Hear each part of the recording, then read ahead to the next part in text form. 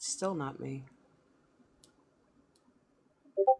Tiny science. Let's see. I don't know.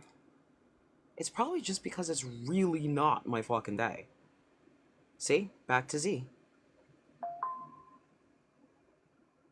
And Z is rocking right now. Damn.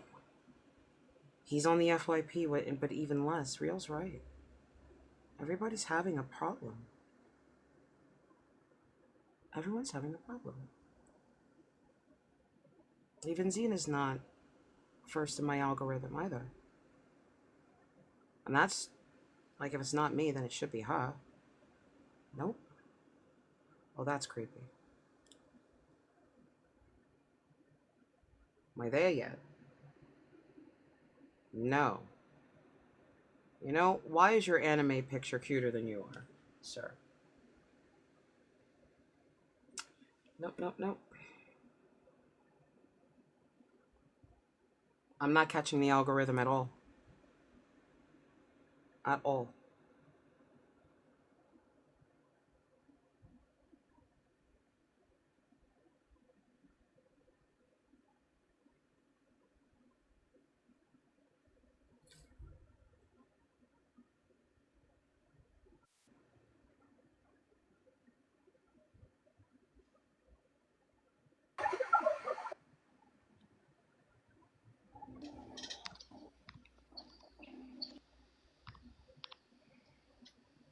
That was bad. Yeah, I'm not in the algorithm, am I? Doesn't appear like it at the moment.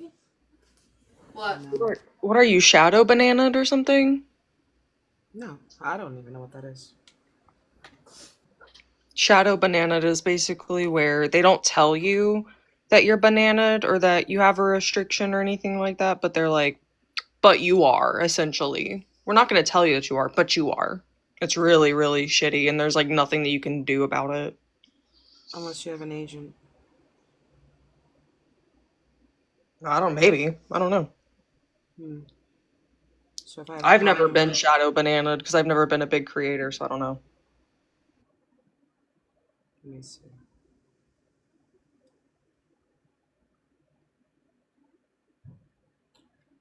Let's see if I have any issues.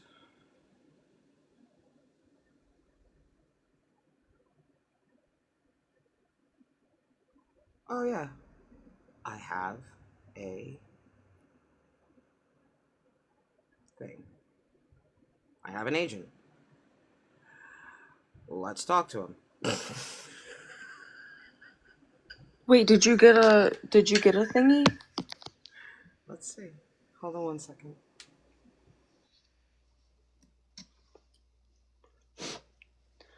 Why won't you clean? Come on.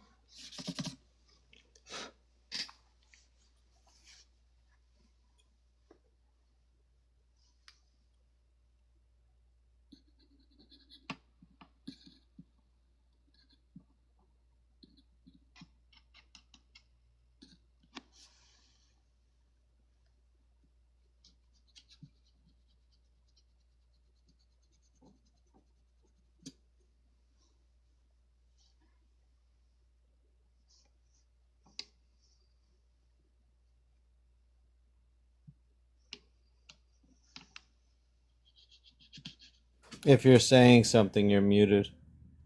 Oh, you might be talking to Chicago. Never mind.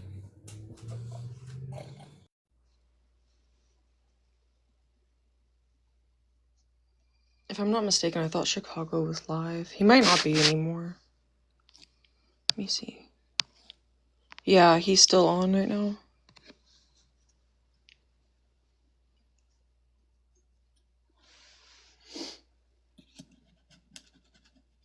Well, she's talking to someone. Maybe she's on his live. Yeah, that makes sense. We can't hear Yeah, you. yeah. No. I can see from the. She did a little voice thing. She mouthed the word Chicago. Oh, okay.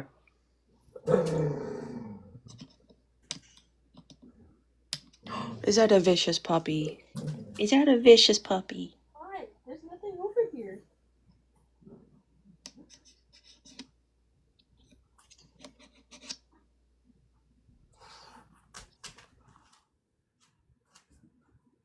Nothing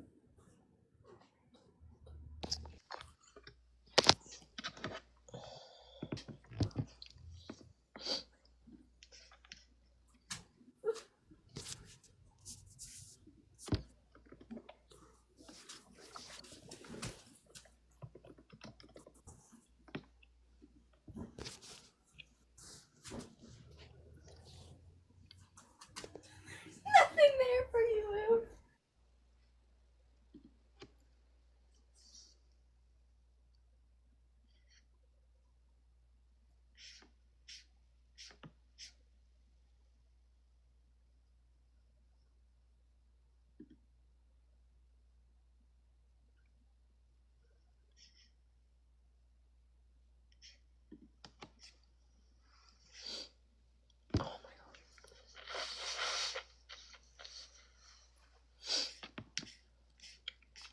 She's intentionally muted at the moment, King David. Just give her a moment. She's Yeah, having a conversation with someone. King David, yeah, she's intentionally muted for a moment.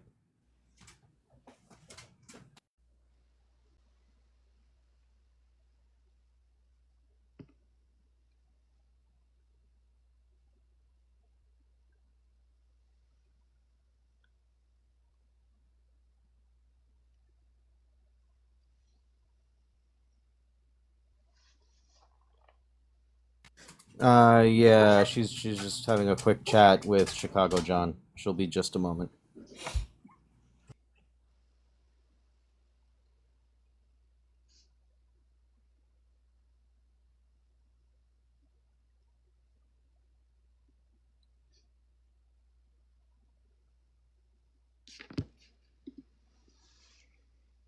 No doubt.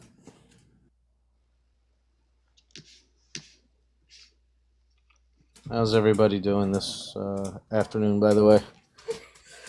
Yeah, I can't complain. How are you? I'm chilling. On a positive, I got the entire backlog of videos up on the YouTube channel. That took it took like 3 hours this morning. I can hear. So, are you guys saying God is a woman or something? No, is it God or is it you? I'm assuming that by that fluff means, is it God doing these wonderful things in your life, or is it just you doing them? I think everything is spiritual. You think everything is spiritual? Yeah, I think everything is spiritual. I think we're spiritual beings, and our machine is the body. Okay. Is that God or is that you though? Is it in your case, if you believe in a spirit, is it God doing it that's making these things happen for you, or is it you, your spirit, making these things happen?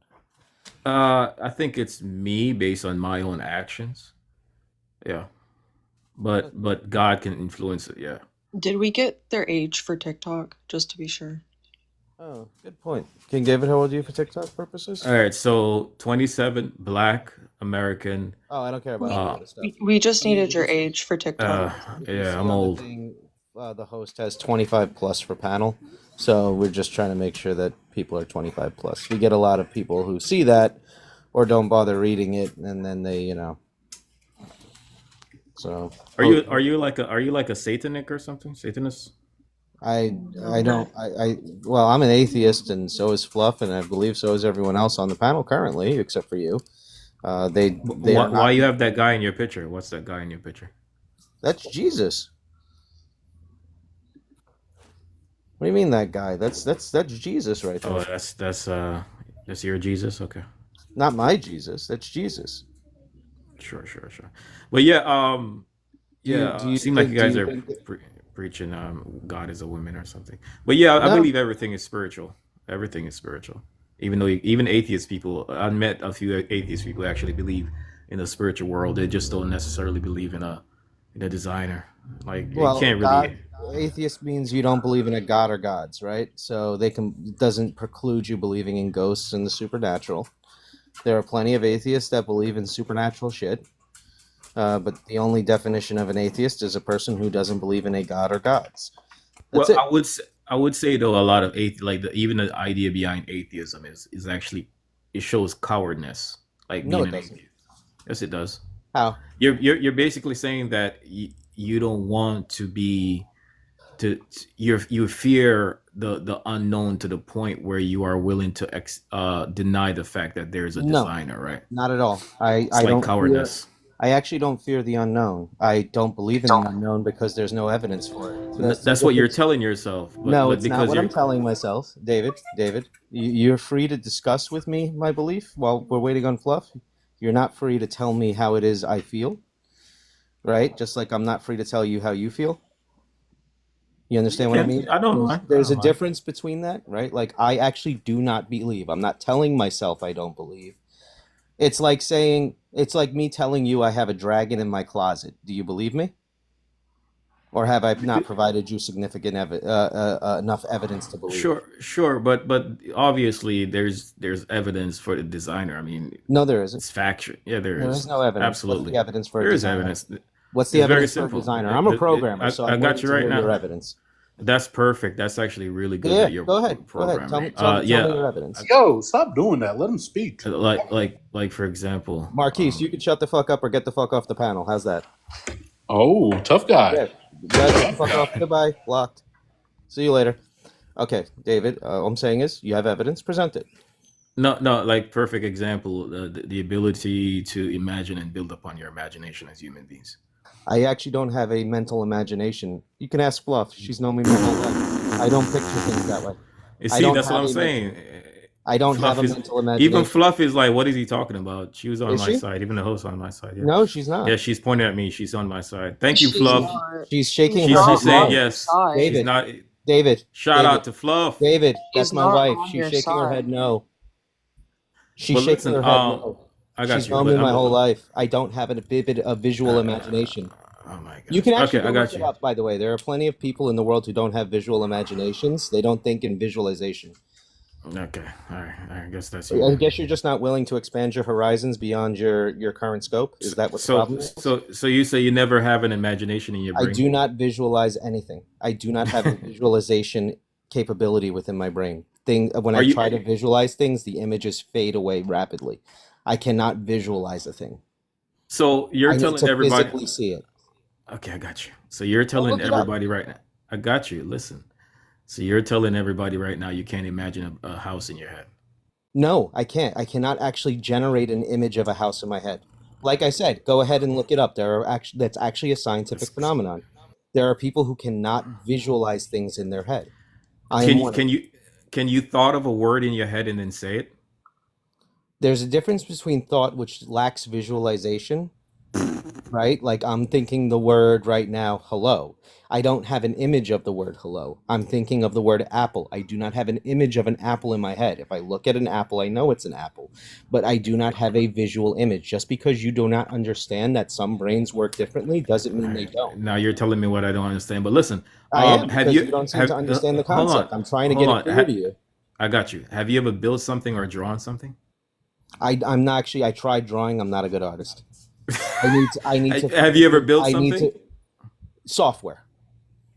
Okay, so I you write build software. software. And in fact, I'm Louise, I'm this what's known guy's as such a fucking David. deceiver. No, It's David, shut the not. fuck up. I'm a back-end engineer. I'm not a You're a front-end fucking engineer. liar, dude. Shut David, the fuck up. It's David, not the David, thing, You David. guys are a It's liar, bro. actually, David, it's How not. can you? you can't It's if a you can't have it, if you can't have a psychological. good conversation, then we can't talk. It's a psychological truth that people who aren't visual, like they don't have visuals in their brain, they're often linked to having lesser creative skills. Not that Yeah. they aren't creative, but in things such as drawing, painting, things like that, because they can't bring an image to their head, they can't recreate it on palette or paper. Correct. Very correct. And I'm one of the weird ones where I don't have visualization or an inner monologue. So it's kind of like it's quite quiet in here. Oh, you're so lucky. I wish. I wish. Fluff, you're still muted potentially if you're trying to speak. I kind of heard you from the room. Something all right, guys? Are you intentionally still muted? Okay. I'm here now. Oh, okay. So much for a I decent have been conversation. reassured that it's not me. It's Tuesday. Ah, okay. My numbers are actually pretty decent. Okay. Yeah. Well, it So wasn't that wasn't what I was going on. I was flipping through the FYP waiting to see when you'd show up. you'll see me show up exactly the way I'm supposed to on Thursday. Okay. Yeah. Because I know that It sometimes doesn't you know can about wait. me today, right? So that's the reason why the schedule works. So it can. Oh, you're not normally a Tuesday. I'm not normally on Tuesday. Today's my Saturday. So I'm only live because you're on vacation. Right, I thought you were still waiting until Skeptical. it's Tuesday. Sorry about that, by the way. I wasn't trying to damage your live or anything with that guy that came up. He was a bit ignorant and refused to see that there's other perspectives on how brains work. That doesn't damage my life. That damages his ability to function like a normal human being in a world of diversity. I'm just saying. Yeah. Definitely after yesterday, I am keeping my cool and my calm, and I am not. Yeah, I'm Holiday not. season, everybody is off balance. Well, Fluff, I also have 3 to 4 family members who might be passing away within a month of each other very, very soon. So things are not great over here. But we're getting by. We're doing it.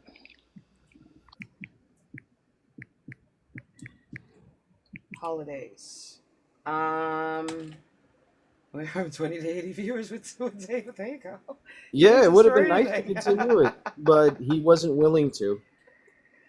He was definitely not willing to understand that not all brains work the same.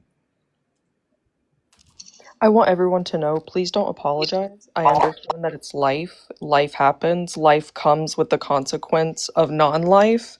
So I get it, and I'm very comfortable with the crossing of the rainbow bridge because I've been around that a lot. So it's fine. I used to want to be a mortician. It's fine. No more.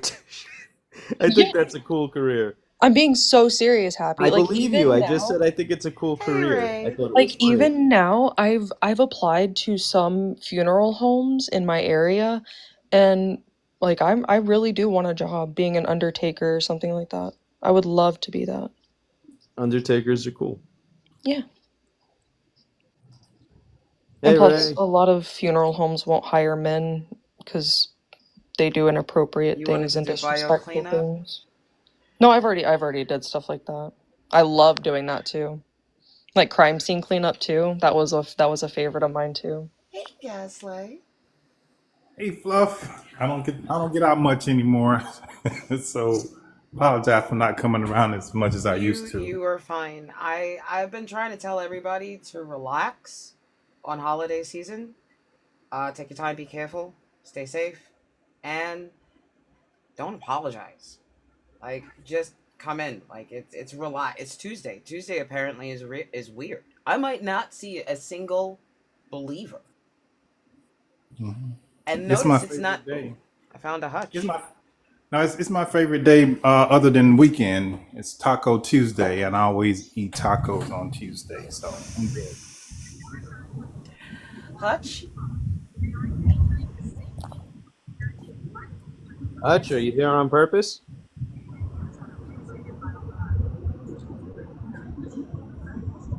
Let me put you down, Hutch. Fluff, something that I noticed. I don't know if anybody else has noticed this as well, but heterosexual men hate being called brides of Christ. I just got kicked off 3 or 4 panels, calling, yeah, what's up, bride, and they don't like that. I don't know why. We're going to continue that. You're gonna continue that, but here's the thing: that is the new thing. because they'd rather be a slave than a bride. I'm like, what's up, bride? And like, oh, shut the fuck, get off my panel. Like, aren't you a bride? Bride of Christ. What's wrong with that? I mean, you saying you are? That would make me feel pretty. Why Yeah. are we getting mad at that? Doesn't anybody know who the Pope is? The Pope is Jesus's wife. My brother, That's why if you do another Christian panel, you're asking for trouble, or you have to scatter, scatter, scatter, scatter, scatter. Someone changed their name to Scatta Scatta. Just letting They you did. know. I don't know who that is, but I'm so glad. Princess Anytime I see Pope. their name pop up, I get so happy. Not the I Princess miss you Pope. coming up every once in a while and talking to a skeptical. Princess Pope. Well, okay, so the Pope wears like the big head thing. Okay, that's like the No. bride's Well, the thingy. church is the people, technically. Yeah, that's true. But when skeptical feels like coming up, skeptical will feel like coming up. I think skeptical's still mad that I don't like maple syrup. That breaks my heart. I'm not gonna lie. That I don't like maple syrup. Yeah. Why don't you like? Do you like regular syrup? I like fruit syrups and I like honey. Okay. You're like my husband, and that's fair. That's fair. Come on, Fluff. You can at least settle for the maple leaf. I like maple leaves. Not the leaf. See? Oh God! When I accept Rapture Cash, She already agreed to it I mean, last I time. had she no was up. choice. Besides, I'm married to somebody who's like definitely down to smuggle. Good morning, Tara. Yeah. How old are you Hello. for TikTok purposes? I'm over 18. What? That And was the the number of question. that is. Well, it starts with a 5. That's lovely. Are you a believer in a God? Not in a religious God, no. Is this a God, or is it really just you personifying yourself as a God and separating yourself from yourself to make your God real in your head? Huh. Well, I think it's quite the opposite, actually. I think that the consciousness that my body holds is that entity that you're referring to as God. And when I acknowledge that, then I have union with myself as a God, and I can live my life through that. I So, don't need an yes, outside source. but you utilized an outside concept to make yourself a God. But that's me. So I'm not. I'm using myself. So it is you, and it's not a It's God. all me. So it's It's not. all me. So it's not a God. It's just you. Yeah, but it's all of us. It's not a religious God. I'm not you. So it's not all Doesn't of matter. us. Your consciousness comes from the same place mine does, Where does that come whether from? you're me or not. Where does it come from? It comes from a outside super consciousness, a source Which of is all what? things, Which is what? which is me. So I come from you. I come from me. You come from you. That This doesn't is make getting- sense. Makes sense to me. Of course it does, but I need it to make sense outside of your head. In this Well, you probably conversation. can't because you're probably a Christian, so you won't be able to understand it. You just called the atheist a Christian. Yeah. Love it. So you went to insulting me, judging me, condemning me, finding me lacking. No, I didn't. And I'm an atheist. I didn't do any of those things to you. What are you talking about? Well, you're probably a Christian, so you wouldn't understand. I'm an atheist. So now up your Okay, game. good for you. So now up your game and speak with more intellect, logic, and reasoning. Excuse me? Up your game, speak with more intellect, logic, and reasoning. Since I you've just spoke very decided, clearly with all no, of those things. you decided to jump to a conclusion without making sense and thinking that feelings count as valid conversational points.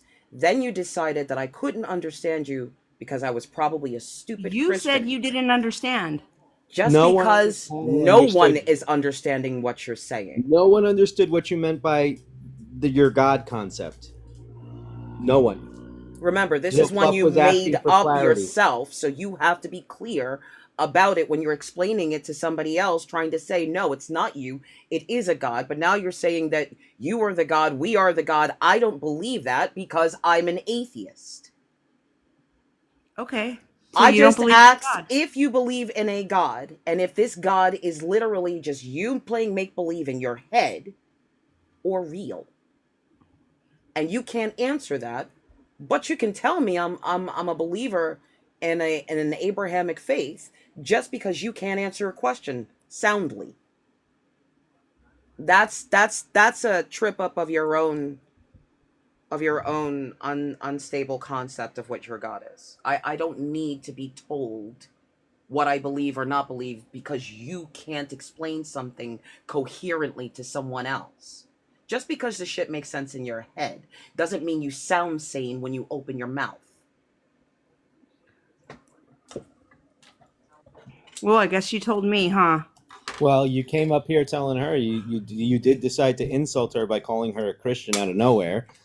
Most atheists kind of find that offensive. You know, we don't actually believe in gods, so you're just throwing out an insult. You said, in fact, she couldn't understand because she is a Christian, so you meant it as an insult, right?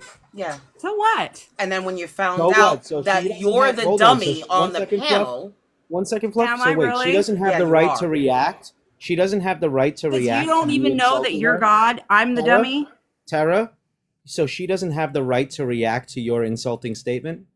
She could say whatever she wants. Okay, so then why are you saying so what about it? When she, I why mean, are who you acting cares? surprised? Who Why are you acting cares? Get all surprised? mad about it. Go ahead. Cry about it. Cry as a about it. matter of fact, I'm trying to figure out why you are relevant to my panel. You have nothing to add, but you're really good at centering yourself and filing a grievance?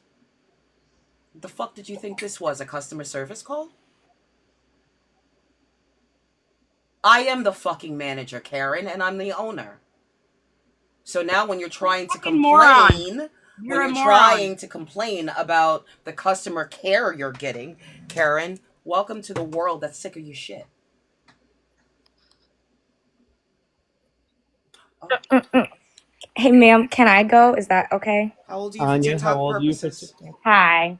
For the TikTok purposes, I see that it's 25, but I'm 20. I'd like to ask from an older view. I feel like I could still hang with you guys and be a little open if that's okay.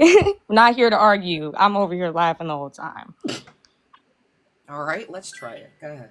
Enjoy yourself. So I think you said your question like, okay, so is it God or is it you? There's a lot of people in here, but it's just gonna have to be all just us when it comes to this, because this is just how I feel. So honestly, I just feel like there's a lot of things we don't understand.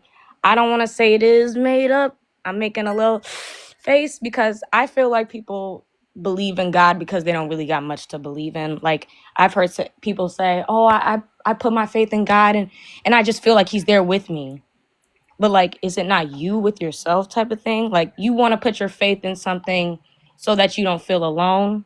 And not like saying anything against God or anything, but you just put your faith in something other than yourself so that you don't feel alone. Like I just try to understand that because I think there's evil in this world. Like there's like maybe like I've never seen it like any demonic spirits, but like if there's bad, where's the good? Like I just think it's like beyond my knowledge. I don't know. Does that make sense? Okay, let's narrow it down. A serial killer is pretty evil, yeah? Yep. How good is the pro bono lawyer that's trying to get justice for the victims? How good is the doctor that patched up the victim so she can live a normal life? How good is the research team that went out of their way to make sure that human beings can live good lives after horrible, tragic events? Where's the good? There's always a helper on the other side of whatever issue you can see. And sometimes you'll find that in a situation you are the helper. And you'll find that when you were looking for the good, you were too busy being it to see yourself. It's your human nature to be both good and bad. It's a dualistic aspect. It's really very handy for survival and evolution. But yeah, you are a dual nature creature. You become a mother, and that's when you realize as a woman that you are probably more bloodthirsty than any man you've ever met. The right circumstances have to be met. You don't really see fathers lifting the car off the kid, but you'll see a grandmother lift it, break every damn bone in her body to save that child. We are what you were looking for. So all to say in not a dumber terms, but just like, would you say it is within yourself? Is it God or is it you? Now we're back to that. Well, I think that's it for me, but thank you. I appreciate you guys. For Just want to me, as see an what atheist, the answer is it's always been you. It will always be you. Because even if it was something external, you have utilized it, whatever it is, to make we're here. yourself better. Mhm. So it's you. Some people will say, you saved my life. Nah, you just used me as a stick to keep fighting. That's it. It's always been you. It'll always be you. And that is the most amazing thing because So, you are like, can I very ask a unpredictable. question? Yeah, hit it. So, like, in terms of so atheism means you don't believe in either. So, what's up in terms of that side? I don't believe in a god, any gods. I don't believe in the supernatural or the paranormal. There's no evidence of such things outside of the imagination of a human being or the mass hysteria of people hoping this thing is true. So, But like, in terms of like the scare, like, unless you see a door slam in your face, that's what it would take for you. nope. If a Something. door slammed in my face, I would leave it down to architecture. I Ooh, would really? first take a look at why the door would slam. Well, pragmatic looking at it is that's not safe. That's also not structurally sound. A door constantly slamming, shit's gonna constantly start cracking. And here's the thing: do you have money for a ghost to fuck up your shit? No. So chances are the foundation is an issue. Wind, because they do go through door frames. All right. Weight of the door. Positioning of springs. The person on the other side. That's my favorite. And the It's mechanism. like, what made that door slam? Some Doors doors don't are just slam. some doors are Some designed doors slam. to Some doors close. don't. It's like, would you freak out if you used the bathroom at my house and when you got up the toilet closed? Depending on what toilet you got. I don't know. Is it supposed to close? Exactly. The first thing that you're going to look at is manufacturing. Is that how? Does that toilet close like that, or is it something I can't comprehend? Right. But the thing is living in a world as a woman where you are constantly threatened, in America that is completely bloodthirsty and war hungry, in a world where men commit 95% of the crime, you think you're jumping for no reason. Oh no. Because the only thing that you know for a fact is safety is a fucking illusion and death is inevitable. So what do? You create a sense of self that is strong enough to withstand a lot of things. Some people believe they are powerless and they do feel helpless, and they will create a God narrative to be stronger in. Like the other woman, she used the God in her head to create a woman better than everybody else, to the point where she knew she can talk down and punch down because the God in her head said she could. It just removes your ability to feel guilt, shame, remorse for yourself, from others in any way, shape, or form, because you hide it behind the mask of godhood. So that's my honest answer, Anya. Okay. So, like, what do you guys think? What happens after death? This I this don't will even probably be my care. last question. I don't even care. Not to keep you up in. Sometimes So you gotta it ask clearly an doesn't atheist, do you want an afterlife? Okay. I Do you don't. hope there's something afterwards? I don't even care. Does anybody else care? I don't know. Anybody else? I heard somebody was talking. Nope. Nope, I don't. Nobody's worried. I don't really care about any of that. Yeah, definitely do not. Wow. As I far think as But I'm what? mostly. concerned, when you die, you I go in think. the dirt. I Because think it's like, mostly. okay, the good's great, but hearing what hell could be is what scares me. I don't like that. But there's I no Life think there's is no evidence for movies, the but also existence of afterlife hell. is So why pretty be good. afraid of it? life Like you're is probably one of the toughest things you will ever do while you're alive, living. Now, there are some people that don't realize that your immortality at 20 disappears at 30. Why? Because the body starts going through senescence. There's an absolute aspect of the human condition that allows you to look forward at death with peace. It's an inevitability. You don't need a god to get to that point. You just need time. I just say, all to say, my last thing, everybody, is just be a good person. Just be positive. You can't argue with that. You know what's wrong and you know Yes, I what's can. right. I have a bit of advice for you. That's just kind of what I live by. I don't get all into it, Why but just don't be you good. be why don't you make sure that you are the good that you do not see in the world? This way it exists. Mhm. Mhm. Because 20, I want more life out of you before you give me Teach me advice. something. I want more life out of you. I want more fuck ups. I want more mistakes. I want more hard learned, hard earned lessons. And then I want your advice. Because then Mm. it'll be some real deep shit. But you gotta live to I'm, get it. I'm bopping my head. You can't see it, but I'm nodding it. You gotta I live to hear get you. it. And that's the best part. That puts you right into the game of life. You gotta live to get it. You don't get wisdom without life.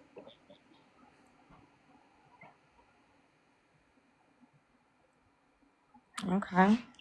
Well, I don't know if anybody else wants to come up on here, but No, I think but that's it for me. I can allow another under 25 to join us because you were awesome. You were respectful. Oh, You hey, did don't put what you my said. You This did what you is said you came to do. Learn a little. And I appreciate that. Thanks for your honesty and your candor. no, yeah, of course. Thank you guys. I appreciate it. Thanks for being here. Please come back and see us. Shenron. Did I say that correctly? Yes, ma'am, you did. All right, God. Oh, my, my fault. Is it you, God? Yes. Announcement, not announcement. That's supposed to say announcement, not announcement. I actually came up here to say that it is me.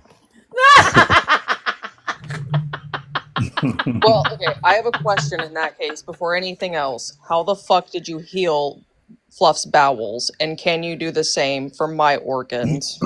You said heal who? See, you don't even know what I'm talking about, so you're not It's God. a different God God. would Do you know. know how many gods there are? But go No, ahead, God would Shenron. know. Is God it God? would know, Fluff. Shenron, is it God or is it you? It's definitely me, and I'm gonna extrapolate to say that it's us. And when Why I is it say us, us? because we put all of our bad behavior on some deity that we created, specifically men created, in order to justify the mess that we do. Why do I On the feel planet. like this is a fucking setup? God's talking to me and Jesus is on the screen. I'm gonna take a break from that There's real no quick. setup. It's no setup. Okay, one That's second, okay. Jared. 1 second, Jared. That was like that. I'm so sorry, Shenron. But two things. One, don't give me your personal information by turning on your camera. Although if it's a puppy or a kitten, an otter, I don't mind. Even a monkey, I don't non-human mind animal. animals. But your personal information, I don't want anybody utilizing what they see to target you. And Jared, I like to let everybody that comes on as a guest have a moment to speak. So Shenron, go ahead and extrapolate for me, please. Yeah. So when I say we, I'm speaking specifically about men, because we justify the bullshit that we've done on the planet, specifically to women and children, by saying God allowed us to do it.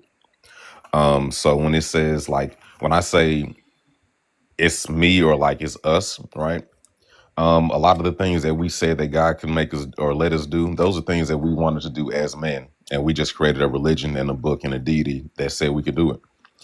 To a, I guess maybe to a smaller standpoint too, I also do think that humans as individuals are God. And the reason why I say that is because even like parents, right? Even a mother that gives birth, the exact same things that most grown people look to a God for, are the exact same things that children look to their parents for. Look to their parents for enjoyment, provision, like entertainment, protection, discipline, or some type of structure, right? Those exact same things people claim that they look to God for. It might come in different forms, of course, because you're talking about a child versus an adult, but at the end of the day, it's still based on the same thing. So if you can look to your parents before you grow up or whatever, as if you can look to your parents for the exact same thing that grown people look to God for, then why wouldn't your parents be God to you as a child? They literally gave you life. Your mother specifically gave you life. You look to her for sustenance, through getting breastfed and stuff like that. Normally you feel more comfortable whenever you snuggled up to her at certain points of time, right? So yeah, the exact same thing that grown people say they look to God for, the exact same thing kids look to God for before we inundate them with a whole different God concept.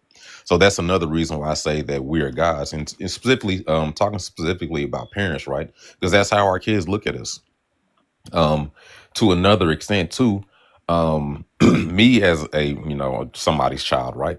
I can acknowledge that I 100% looked at my parents in the same way that a lot of grown people look at God today or look to God. I look to my parents for the exact same things that people look to God for today.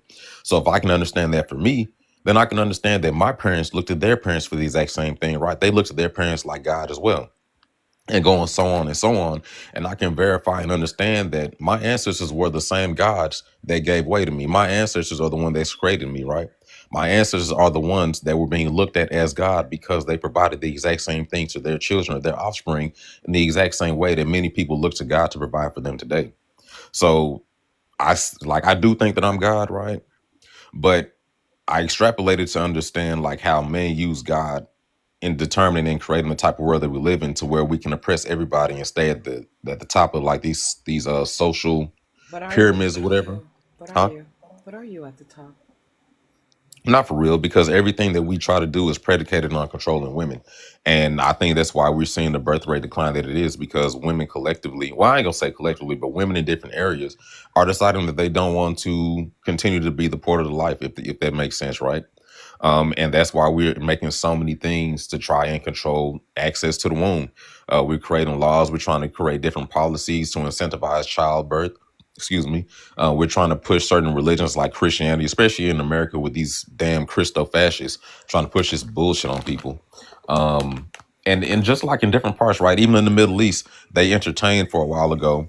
They entertained a while ago lowering the age of consent for marriage down to the age of 9 because they're trying to. We have 4 states that remove the marital flaw for the Christian exemption of 1 Corinthians 7:36, and so far we have 37 states that lowered it down to 12.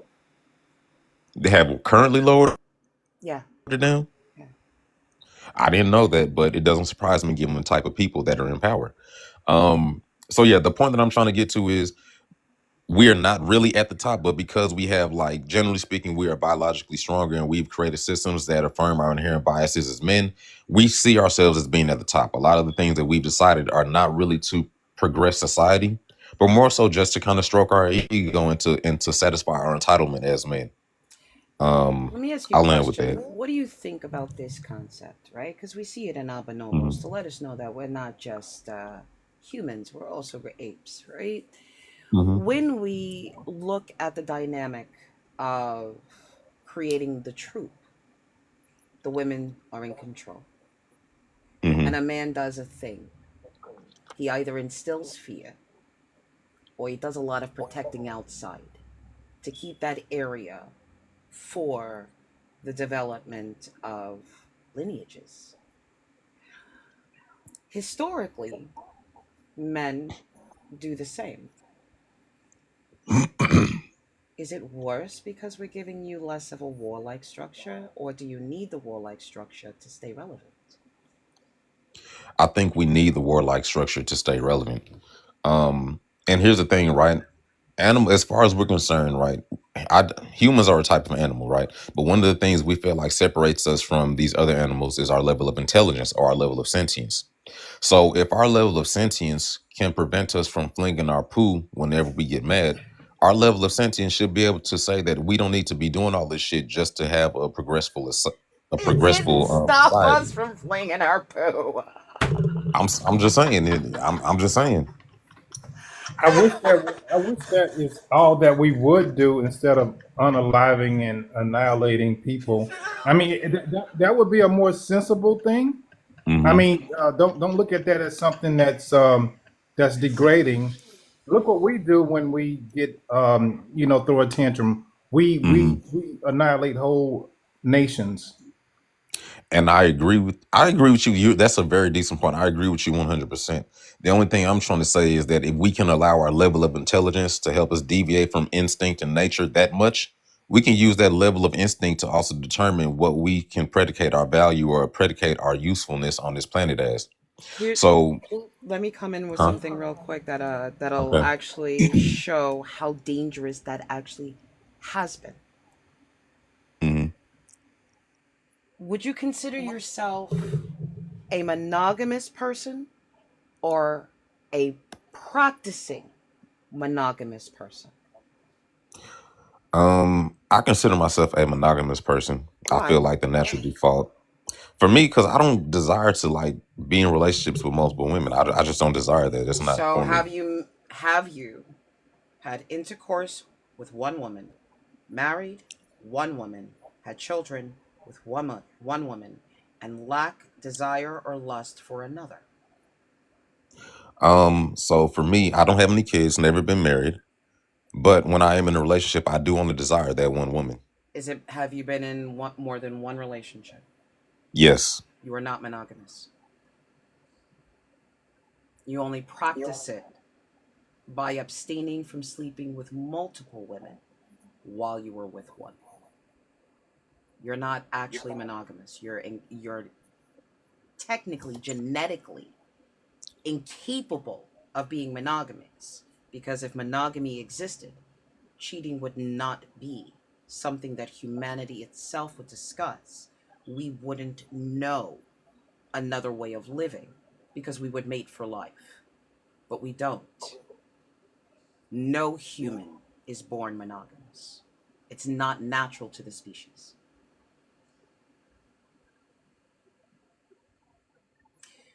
Religion creates a format where we force monogamy by allowing a man to own the the woman who will be breeding his bloodline. And if he can afford it, he can have multiple wives, extending his biological line.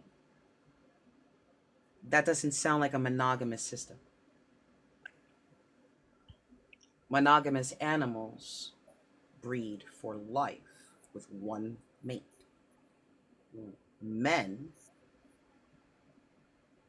replicate themselves through multiple wombs, and our lives are in danger when they do it, each and every single time.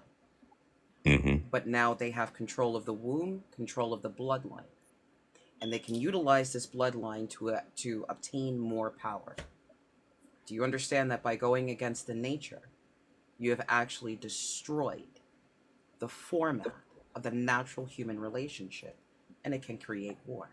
Because now the human collateral, the property, the currency is our bodies and our wombs, and now it gives license for men to grab us at even younger ages and mold us into this system, because they are owning us to do it by trying to pervert the nature of the human.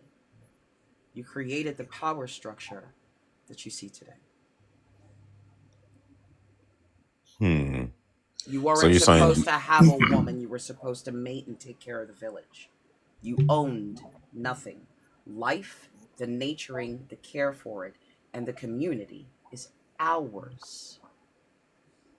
Fluff, man. I agree with that. Fluff, Okay, I get what you're saying. I agree with that. really quick to monogamous species. Like, and just to like kind of like put it home as far as monogamy is concerned, we've observed multiple monogamous species, and Fluff is right. They mate for life. So when they have one mate, it doesn't matter at that point, right? That mate is unalive. They had their mate. They truly mate for life. Us, because of this mixture of nature and then societal changes, yeah, we can mate for a moment and move on to the next. And as long as we're not with anyone else during that time because of societal pressure, we're not cheating, and we still consider ourselves monogamous because we're with one person at a time. But true monogamy is with one person and that's it. You know what I mean? Mm-hmm. Yeah, I hear you. At least within nature. Say that. Like you said something. You said what you say about nature. I said at least within the concept of nature, true monogamy is with one person. Or one thing. Right? Like one Mhm. other wolf or one mate. Yeah, I can get that. And I'm not gonna lie. At first, I was getting kind of lost when you were saying, not you, but the host of FluffSkidoo. I was getting a little lost at first when you were saying it, but when you said that we're not supposed to own women, like we're supposed to protect the village, I agree with that. In fact, I was on a panel. Was it a panel? Or somebody sent me a video and we were discussing it, and it was something to the effect of, what if men are outside of our roles, right? And saying that we are attempting to try to be family men, as opposed to like just making sure that we protect the community. So it does kind of resonate with the conversation I had, like I think it was yesterday, in fact, or maybe the day before yesterday, and versus what you just said now, because You I think that develop possessive a is. hormone that forces you to stay with one person. You develop it. And not all men develop it, which is why you'll get the wandering rove. But where we shit on that guy because he's outside of the societal standards, he's living by his nature. And it's his natural nature, which is why cheating is such a prevalent thing because we're not naturally monogamous. The simple answer is we cheat, not for some psychological damage. We cheat because it's natural. We begin cheating, we begin showing that we're not monogamous as teenagers. We begin showing we're not monogamous as teenagers. The moment that we start getting crushes is the moment we're realizing we're looking for someone to mate with. We're not looking for our lifelong mate. We'll mate. And teenagers are rutting like little ruts and they don't stay together. And then in their 20s, they may not stay together. Due to the societal norms, it may be hard for the family to stay together. So it's not even natural for it to be a small man, woman, children setting. It's actually designed for multiple children to be at the center of the village, taught by women and men, and protected by women and men. The generations are supposed to be protected in all forms, not owned.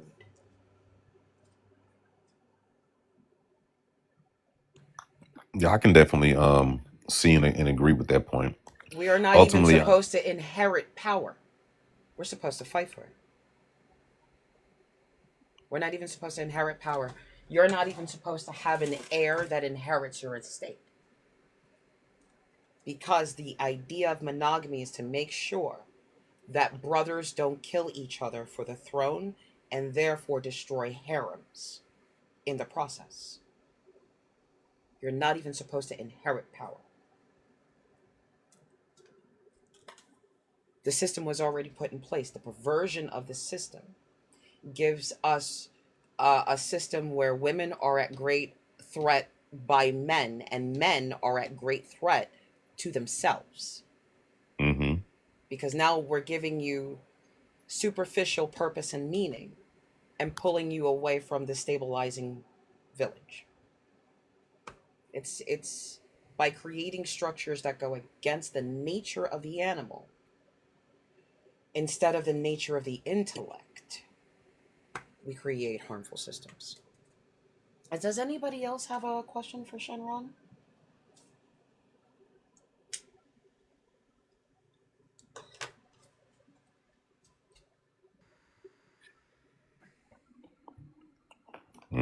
Well, if not, thank you for having me.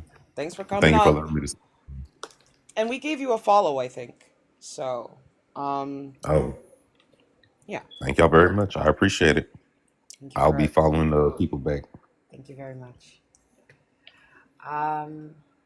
If you guys want to do a quick mod break before we get to the next guest, Jesus, go ahead and let me know. Jesus, thanks for being patient. Yeah, absolutely. Let me do that quick mod break for you. So, hello, folks. Happy Tuesday. I know we're not used to seeing Fluff on a Tuesday. It is Tuesday at 3 p.m. We have 123 people hanging out here in the comments with us, a couple hanging out on the panel. We just had a great conversation with one of our guests, and we're hoping to have a great conversation with another. If you can, just please continue to tap the screen. It gets a little distracting, and all of a sudden she gets distracted easy.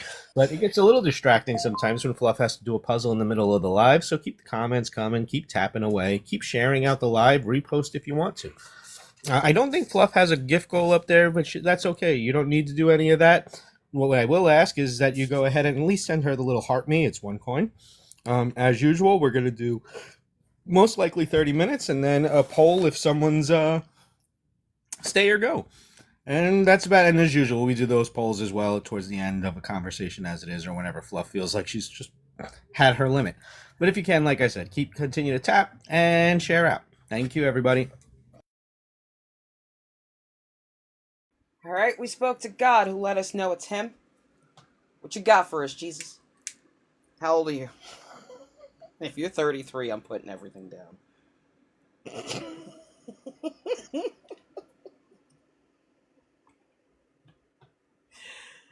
Jared, I was about to say, if you tell me you were 33 years old, everything gets put down. I'm not in the mood because somebody's going to start throwing Rapture Cash at me.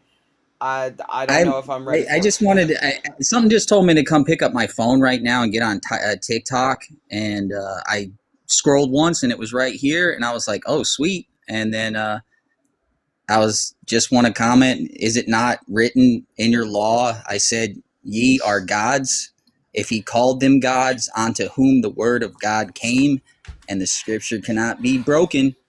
That's all I wanted to say. But that doesn't say anything, does it?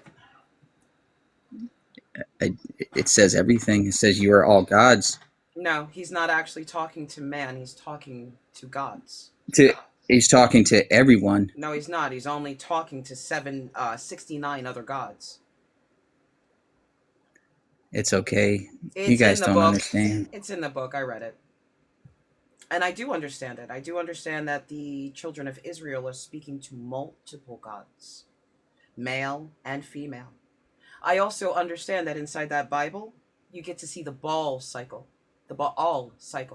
of Yahweh, how he turns from Baal to Yahweh. It's in the book of Hosea. I also know that El Elyon, the Most High, apportions the nations, divides it by the number of the gods, and Yahweh is stuck with Judah and inherits Israel. Ah, shit. Someone who didn't like to read his book. Dang. We got too deep. Got too deep too quick? You hit him over the head too hard?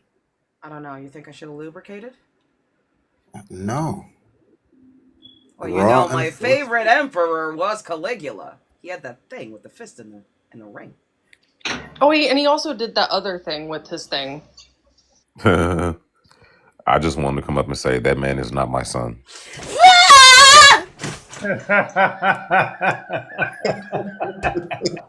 What baby is this?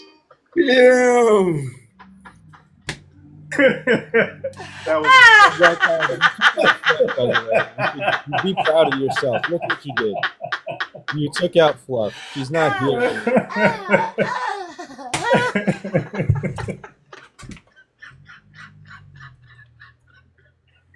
Art thou well, my child? I don't know. It's too early to tell. That took me out. That's not mine. I don't know who baby Jesus that one is. Whose white baby is that?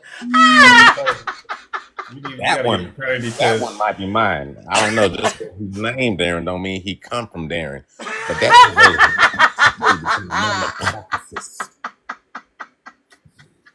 You are not the father. Oh, I needed that.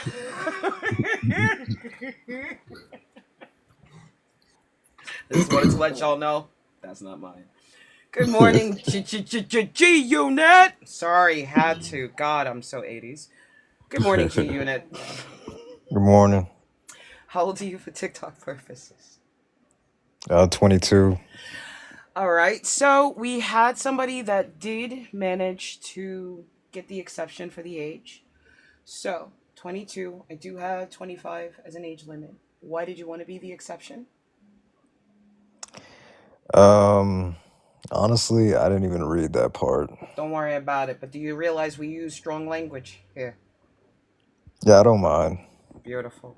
So, do you believe in a God, and is this God a God, or is it just your imagination? I believe in Jesus Christ. Why? You believe Jesus is a God? No, I follow Jesus. So far, where has he led you? He's led me to salvation, I think.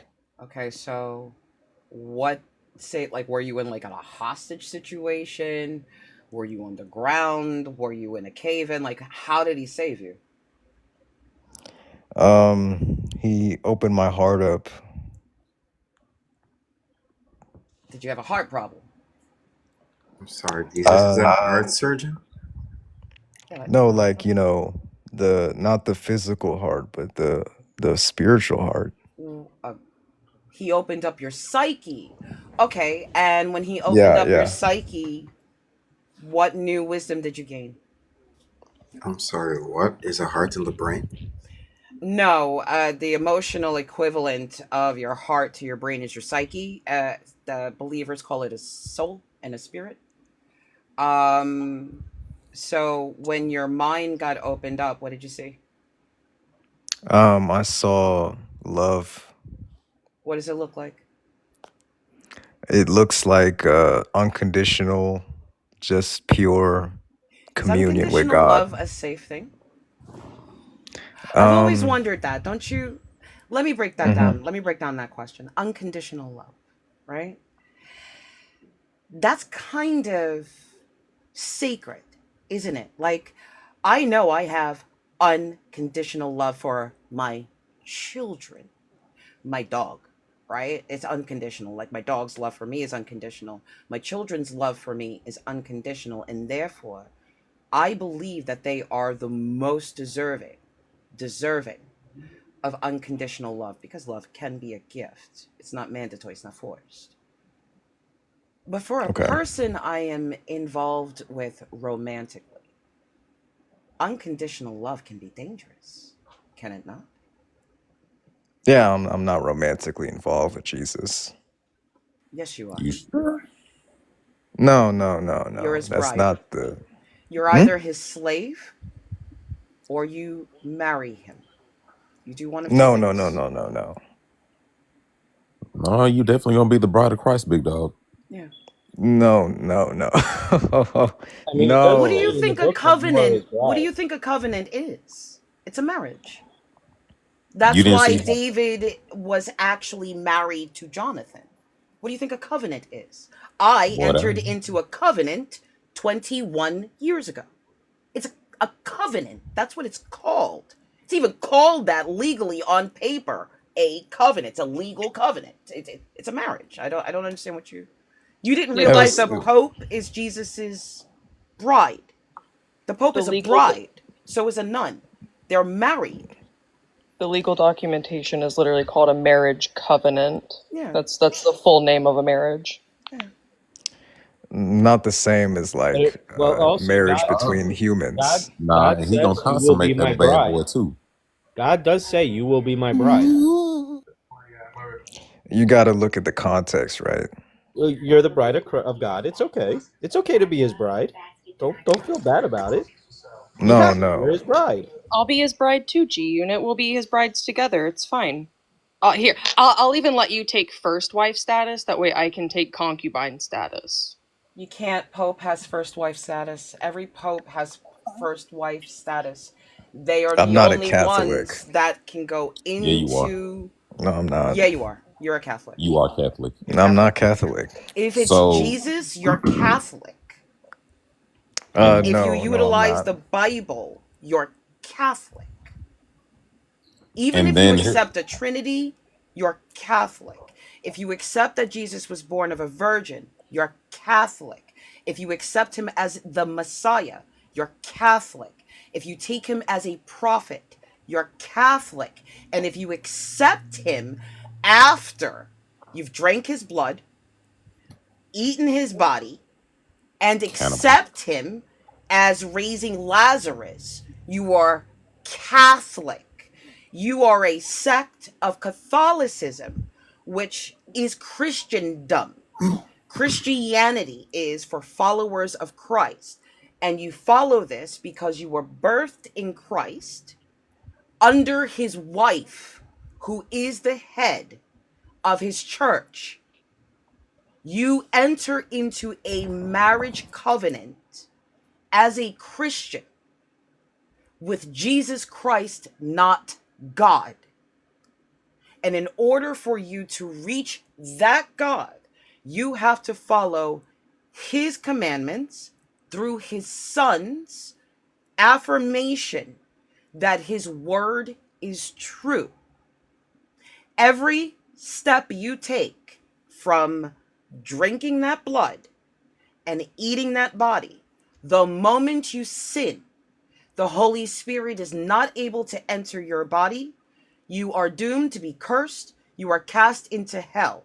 Because when you sin, after marrying Jesus, after you marry him, if you sin, you crucify your own husband with your bare hands. You divorce him.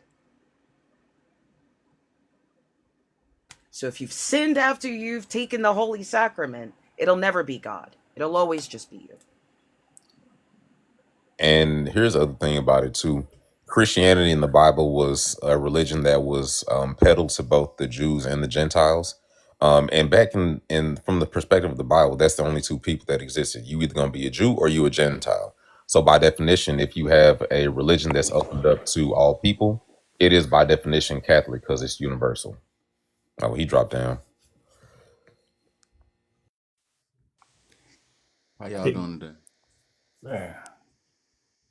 Hey, how's it going?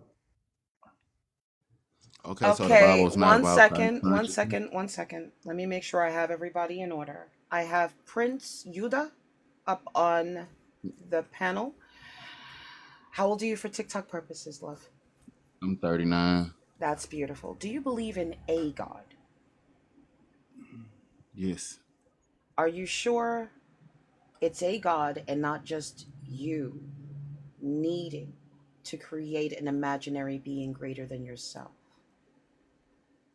No, because I feel like it's all the Bible tell us we all have a job to do ourselves. Like always, you ask me personally, we all have the job of being Christ ourselves. It's a consciousness level that we all can achieve. Question, how is that not blasphemy?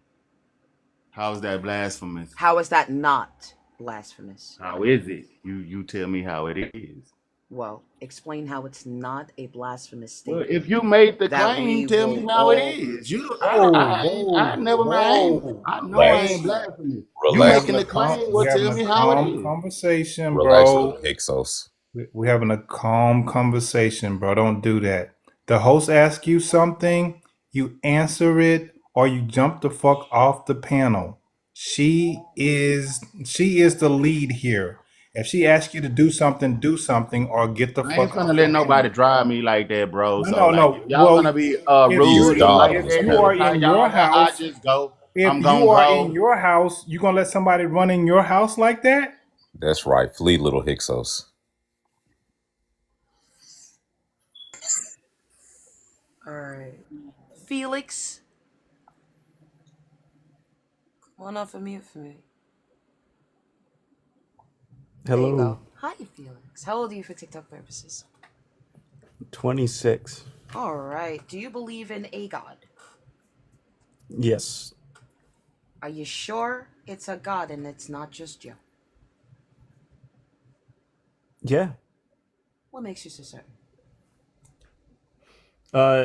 I'm not just going to point straight to the Bible. I think that just pointing straight to the Bible and saying this is what the Bible says is sort of circular reasoning, and that saying just the Bible tells us it's true because it's in the you know what I'm talking about, a circular reasoning of that. In that, I would say that as an Orthodox Christian, we look to the church in order to get our interpretation of what is talked about in the Bible. So I believe the Bible is true, but it's important to look to the church to get an interpretation of proper revelation and the deposit of the gospel. The gospel not just being the book, the gospels of Matthew, Mark, Luke, and John, but the gospel, meaning the entire deposit of Christ's earthly ministry to mankind. And I guess what I'm trying to say is Christ did not leave mankind with a Bible. It But didn't this just doesn't float down from explain heaven. how you're certain it's not just you and in your head. That a god is real. Doesn't answer that. What I'm talking about is the church is ultimately what was left behind by Christ. You're And making a statement that the Christ was real based on a book and your faith. based on the church. The Right, the you book just have came faith from in the church. Having faith in the church doesn't actually mean the church is correct. Yeah, I can see why you could. So how do you could know see it's it not that way. just you? Following blindly, believing this God and thinking that your own thoughts are confirmed by a God just because you're confirming your own bias. How do you not know? How do you know it's God and not just you?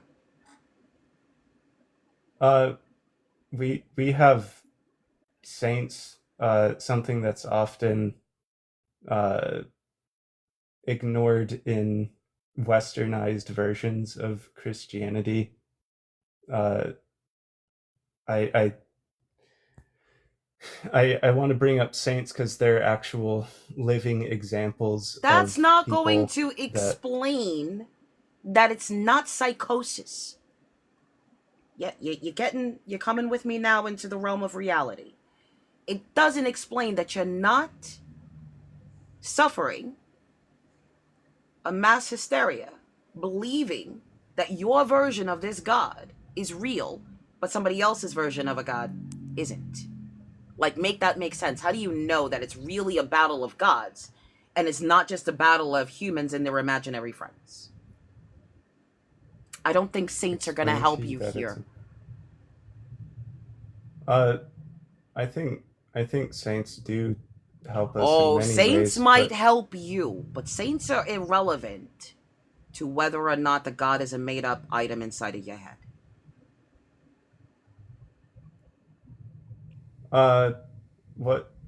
what I'm trying to bring up with saints is that they perform miracles by their hearts being thrones for Christ.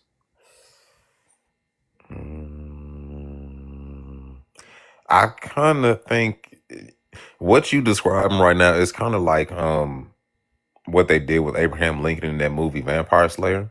They told you a bunch of information about people and things that we know for a fact exist, but that doesn't mean the story they're telling you is inherently true. So these saints might have existed. I feel like that's questionable, but assuming or trying to relegate the motivation for how or why they did things is also just an assumption. There's no proof, right? So, like, say for instance, right? People say that there's historical proof that Jesus existed, right? And let's say that that's 100% true. There's no proof that a man was sent from God to die for to unalive for your sins. There's no actual proof of that.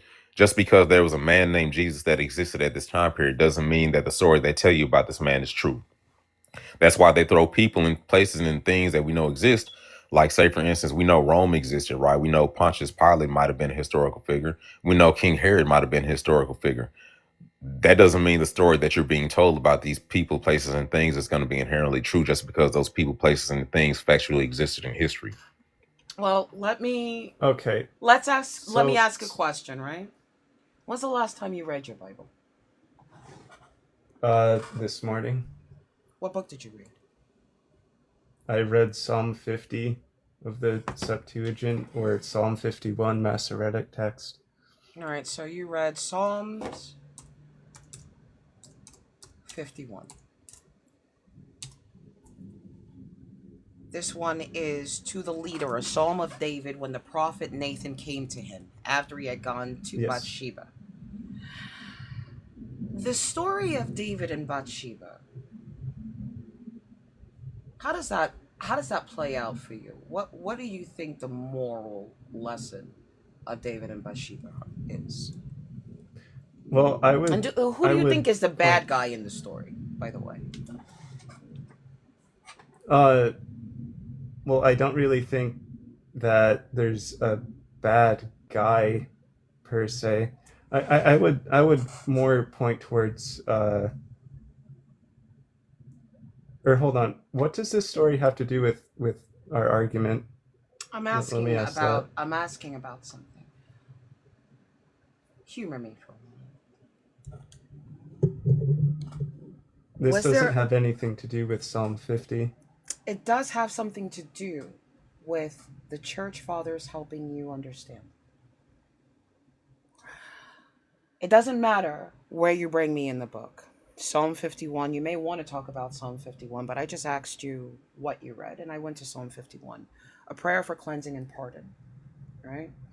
And Psalm 51 is to the leader, a psalm of David when the prophet Nathan, let me bring it up for everybody to see. It's like I'm hoarding the information, right?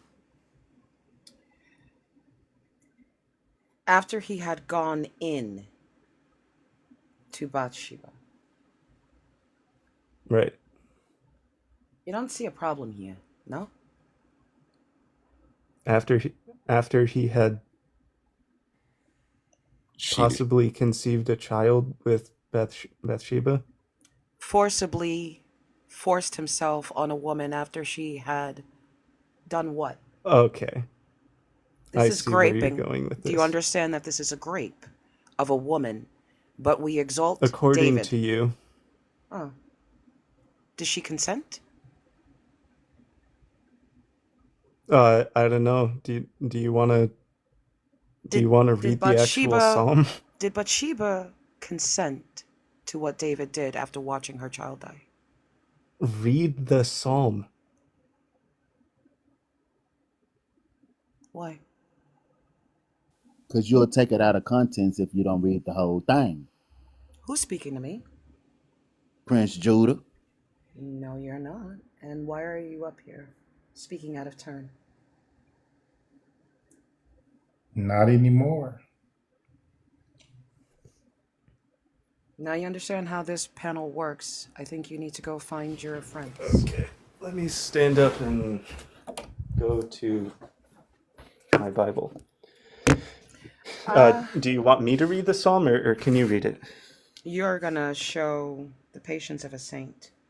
And you're going to answer after he had gone into Bathsheba. Uh, I know you want me to keep moving forward. You'll excuse yourself. I know that you want me to keep moving forward, but I'll move when I feel like it. After he had gone into Bathsheba, he entered her again, did he not?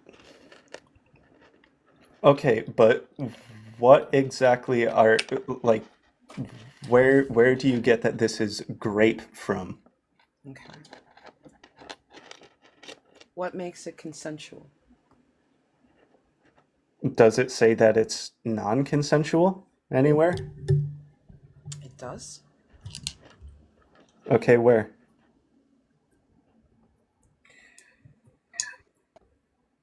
It does where the story actually began, and you should know this. Th- It's in This the book. this this this has nothing to do with Psalm 50. Oh, what made you Like think that this I exact was point of gonna pick up Psalm this exact 51 point of and read it for you? I asked what part of the book you read. You said Psalm 51, and then you explained to me other stuff. I just read a prayer for cleansing and pardon to the leader, a psalm of David when the prophet Nathan came to him after he had gone into Bathsheba. For me, that's going to give me pause. Now, after he had gone into Bathsheba, let's take a look at that story, was what I said. Is there an issue with the story, and who is the bad guy? And you said you didn't think there was a bad guy. Now, to clarify that there is a bad guy, there is a victim, and the victim is named in the very first sentence. So, the what do you very first mean? sentence of Psalm 51. No. In that sentence, to the leader, right? A psalm of David when the prophet Nathan came to him after he had gone into Bathsheba. So, my question is how do you not denote a bad guy when the victim is Bathsheba? Okay, what you're looking at here is the heading of Psalm 51. Right. So how do you We're not not actually see talking about Psalm how do you 51. not see a bad guy when Bathsheba is a victim of non-consensual forced intercourse? Story starts off with her forced. How do you not see a bad guy? You take comfort in this, but did you realize Okay, that in so taking comfort in where Psalm and understanding Psalm, do you realize that there is a victim and you didn't notice? How did the church fathers help explain this to you? And how did the saints help explain this to you? Did the God of your mind help give you the Holy Spirit of understanding and wisdom? Did you not realize there was a victim in the heading? How did you Okay, not see a are bad you guy? getting this from Psalm 51? Somebody help this gentleman track, because I'm either going to say that this is weaponized incompetence, willful ignorance, or I'm going to start to feel like I'm picking on the disabled. Help him. Why don't you just answer the question? Either way is fine, Fluff, because I was trying to answer the question that he asked, but he didn't want it to listen, right? And he should know it because it's in his book. Because this is a follow-up to where the story began in 2 Samuel, where David actually went into her. So you should have known this if, you're following the book and you're reading the book. It's your book, not ours.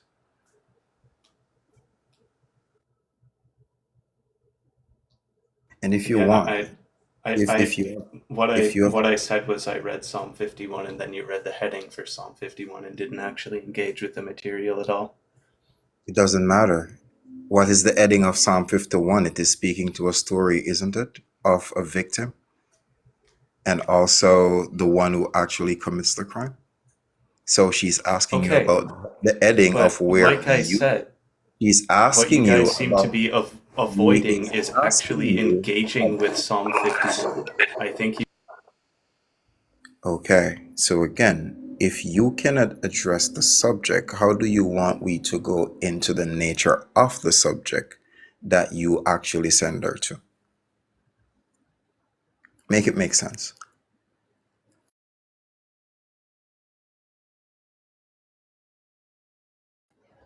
You're incapable of actually addressing the subject, but you want us to explore the nature of said subject.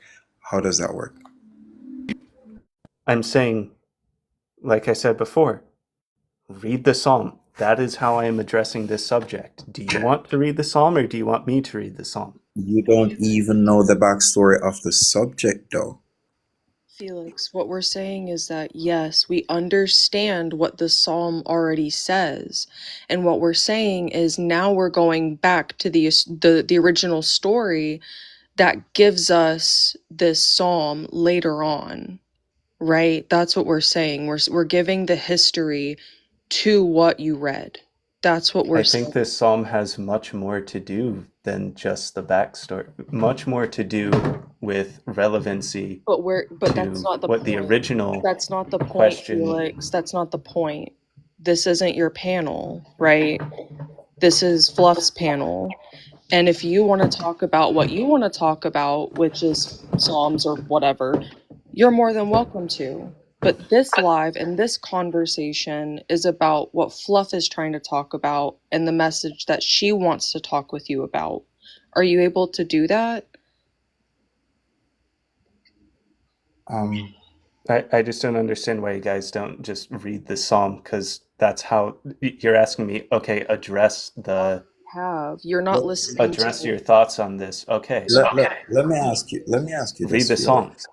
Let me ask you this. have. Why is it that Christians, this Jesus, and this God of this Bible never cares about the victim that you all create? I would argue that he does care about victims that we create. So No, you don't. if that's the case, why can't you address the victim in the psalm that you sent the host to, instead of wanting to address the nature of it without even addressing the subject? The psalm is addressing the subject, but it How? also addresses much more about the human condition. Yeah, but it doesn't answer the question that was posed I to think you. it does answer the question. Okay. If it does answer the Let me question, clarify. Let me clarify. You wanted to talk about saints. It's irrelevant to my topic. You want to talk about Psalm 51. It's irrelevant to my question. You want to do what you want here. And the answer is no. I will not engage. And if you've noticed, you are only allowed to stay within the realm of what I want to discuss. How the fuck is your God not made up in your head if you can't understand that David is a bad guy? That you're not supposed to rape women. maybe he's telling us that the consent was given in Psalm 51. And unless is that what you're saying? That's all I wanted to ask. If you're going to point us to a verse in Psalm 51 that show where Bathsheba actually gave consent. I'm not up to reading scripture just because you're asking me to. I want your mind on the panel. I want to engage in an actual conversation. Instead of consistently hearing, why won't you read it? Why won't you read it? The answer to, am I going to at this point? No. Stop asking me to. I just want to discuss that part. Did you notice that there was a bad guy? You said no. If David went into Bathsheba against her will, is he or is he not a bad guy? Yes, that is a sin. Thank you.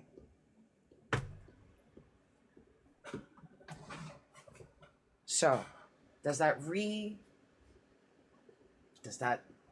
remove the no bad guy to, okay, if somebody does something to another man's property, especially his neighbor, especially his friend, by coveting his neighbor's ass and wife, and then forcing the wife, and now she is an adulteress, and now her child is cursed.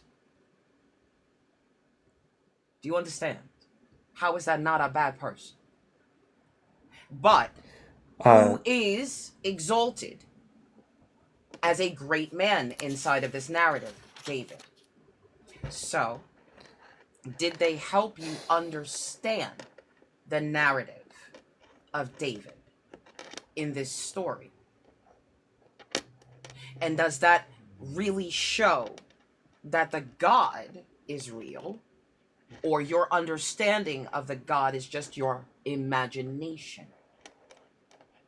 Because I'm trying to get to the topic I want to talk about. I don't care about your saints. Your Saint Teresa is called the Butcher of Calcutta. So, fuck your saints. Okay, I'm not Roman Catholic.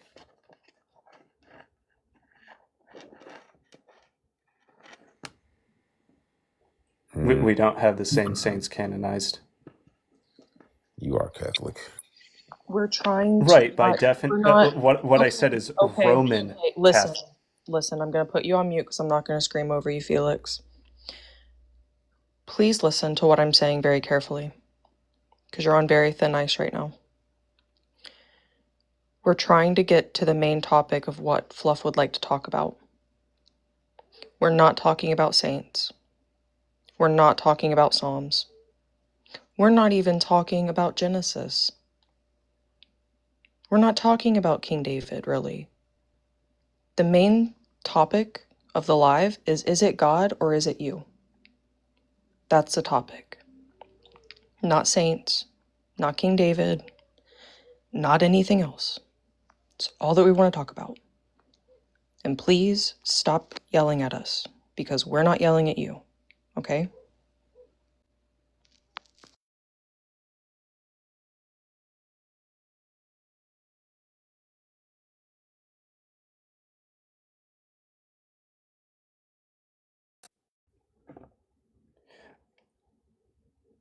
Okay,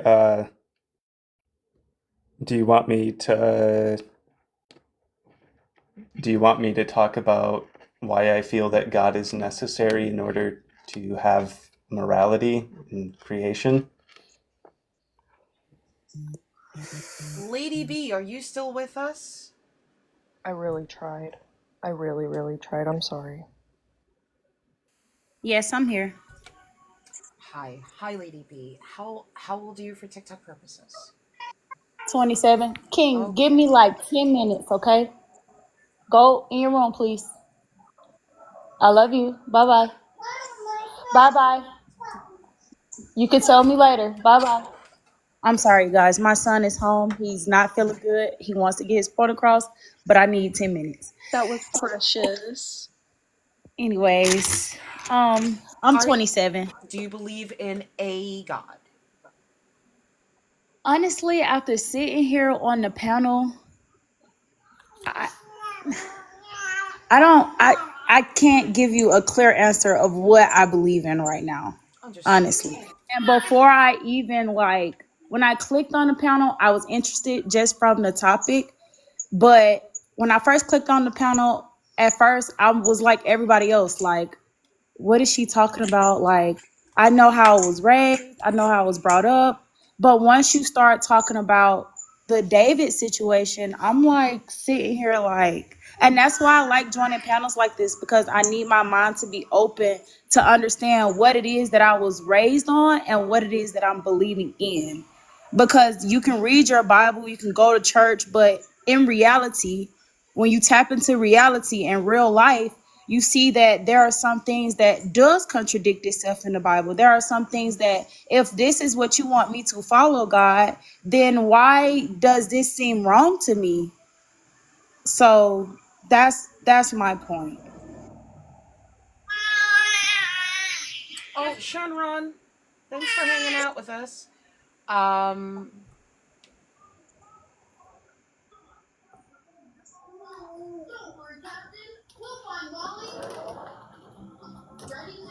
show me something that you would figure is a quality that only a God can teach a human.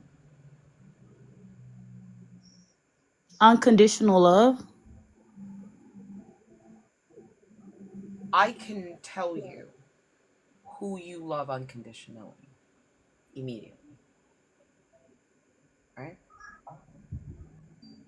And I can tell you that should someone think of uttering the idea of even crossing the line, and possibly, maybe, it could happen, that kid could cry, you'll lose your shit. You begin building defenses to protect him, right? Mm-hmm. I doubt if you had 10 of them, you'd go, I made a mistake, and drown them all. No. So, how's that unconditional love look? Kind of hit you in a place it shouldn't have hit you. Like I could never. That sounds like a conditional love. It seems like God's love in the beginning of the book is kind of conditional on his feelings.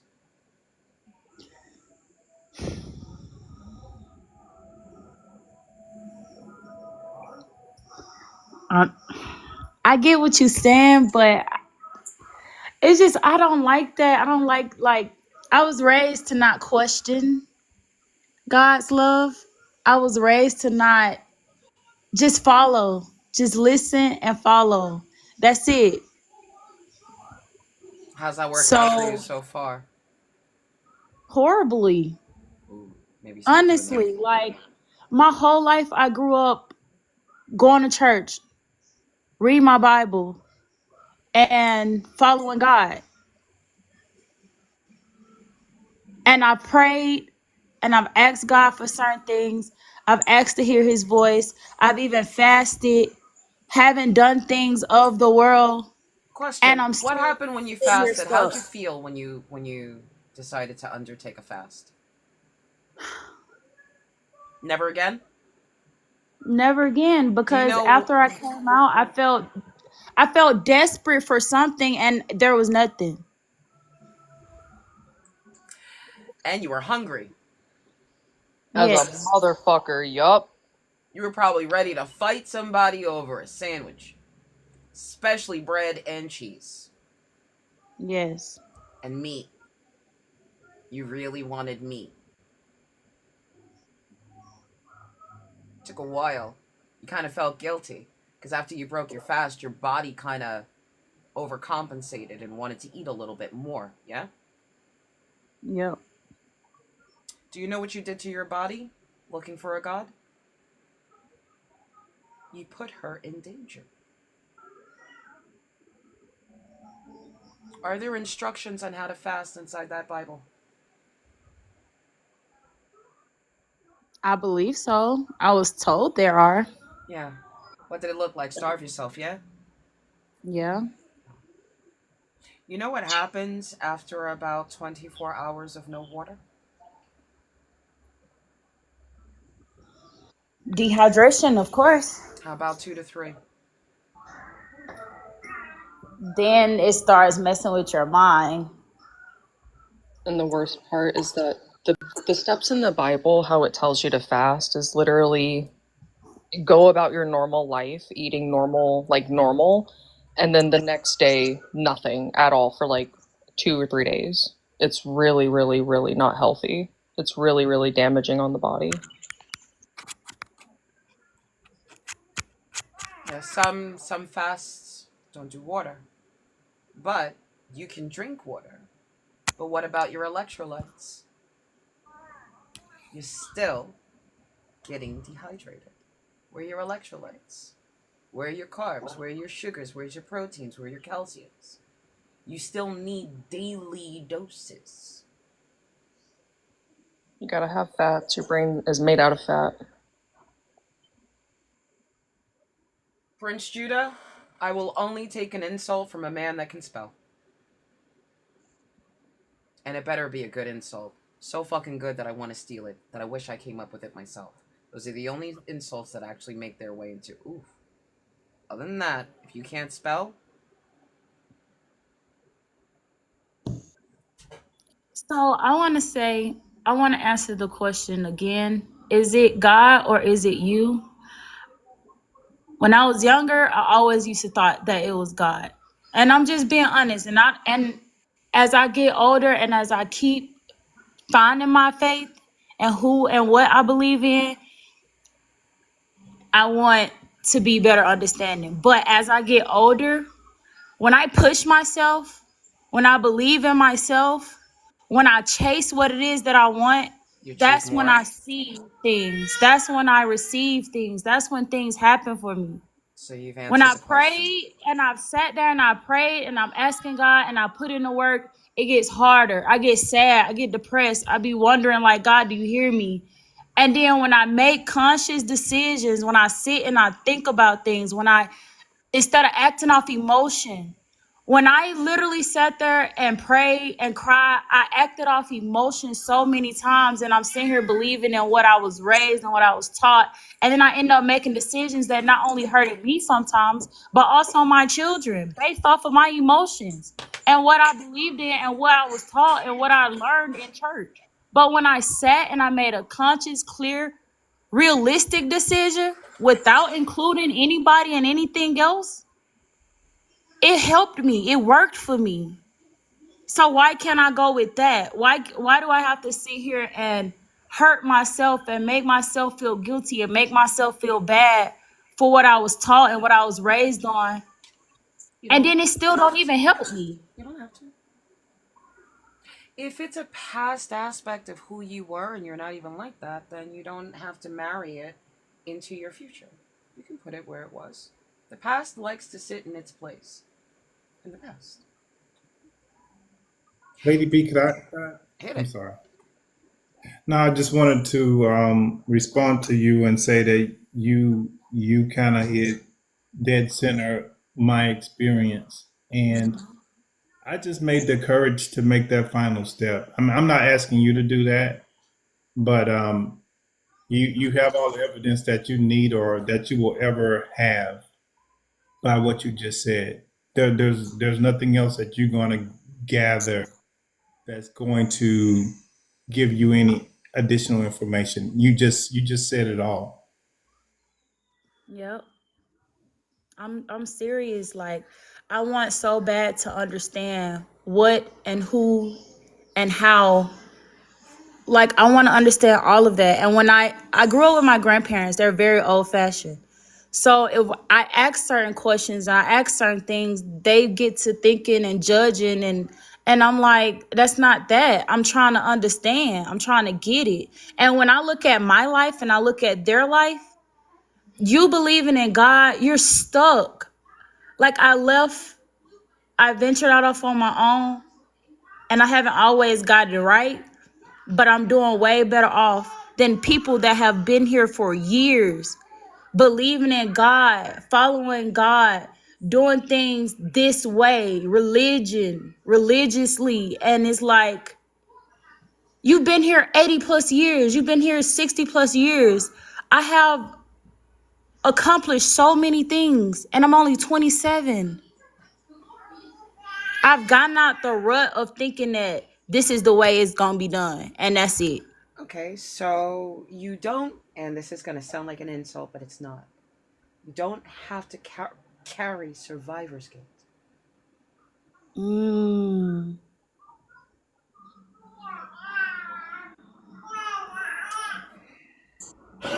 I have kids, and what I say to my children is, yeah, I'm pretty sure I fucked up. You'll let me know where when you reparent yourself. Mm-hmm. And you're gonna do that over 25, especially. Because under 25 we tend to live by the echo of mama's words. And then we Mm-hmm. kind of have like a weird, like, uh, like pull away from the child to the adult stage, right? And then when we get there, right? We realize that no, this doesn't fit. That doesn't fit. No, I don't like this. I don't like this. I don't like this. I don't like that. And oh, I don't have to sit in survival mode, so I can take all of that and put that away. Mm-hmm. Um, you're gonna be doing that for the rest of your life, and it's fun because it's a liberating aspect of keeping what works, what benefits, what helps, how it helps you grow, how it helps you change, you're gonna love your own inner evolution, right?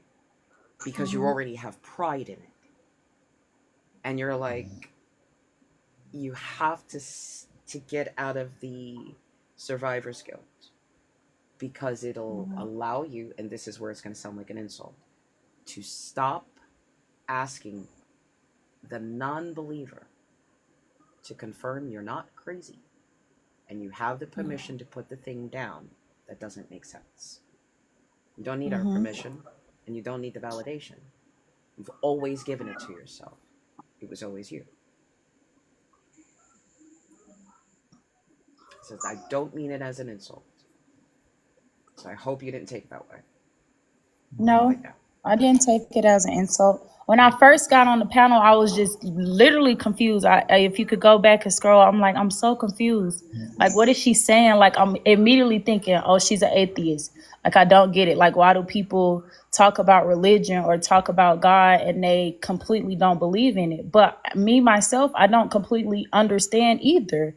So I would rather listen and get an understanding than to just off the rip judge, because I don't like that myself, and that's what I've been having a problem with my whole life. People judging me because of how we were raised and what we believe in and what churches we go to. I want to understand. I don't want to just sit in someone's church. I don't want to just believe in this God that they preach about, this Jesus that they preach about, and I don't get it.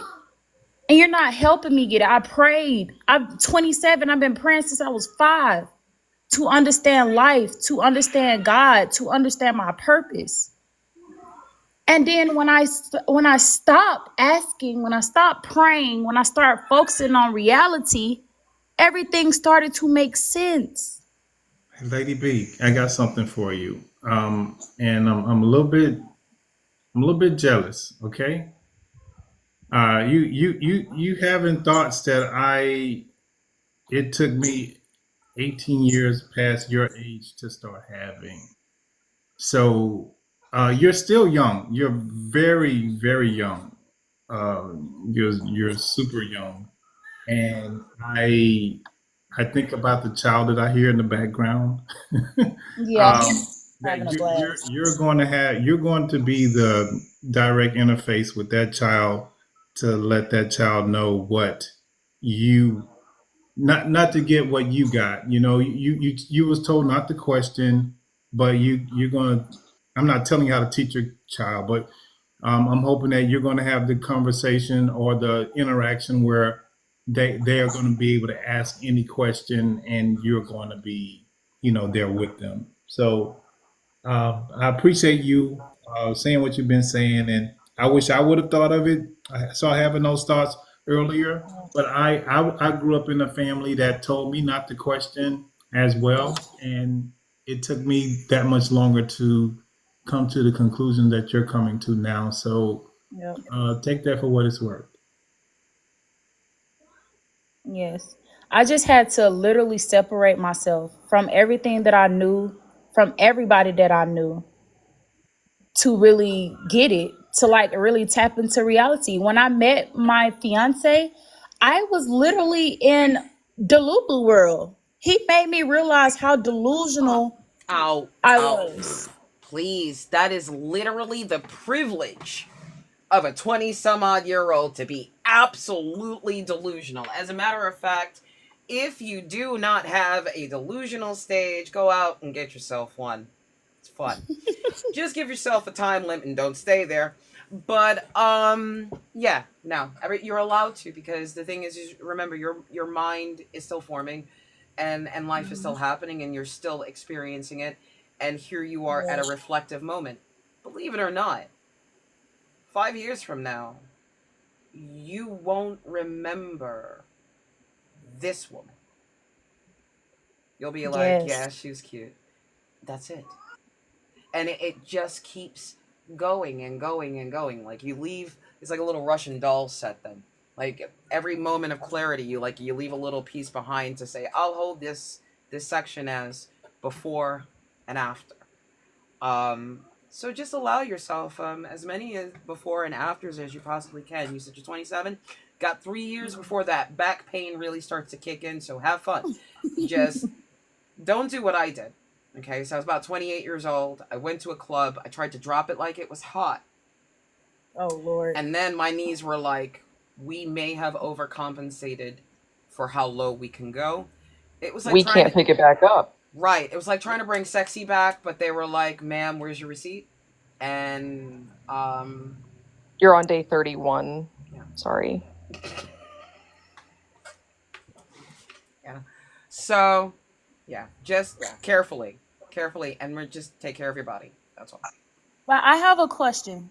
So for all the people that were raised a certain way, that were brought up in church, that were told to, live a certain way, when you got to the point where you realized, okay, I was raised, everything that I was raised on, that I believed in, I'm confused on it now.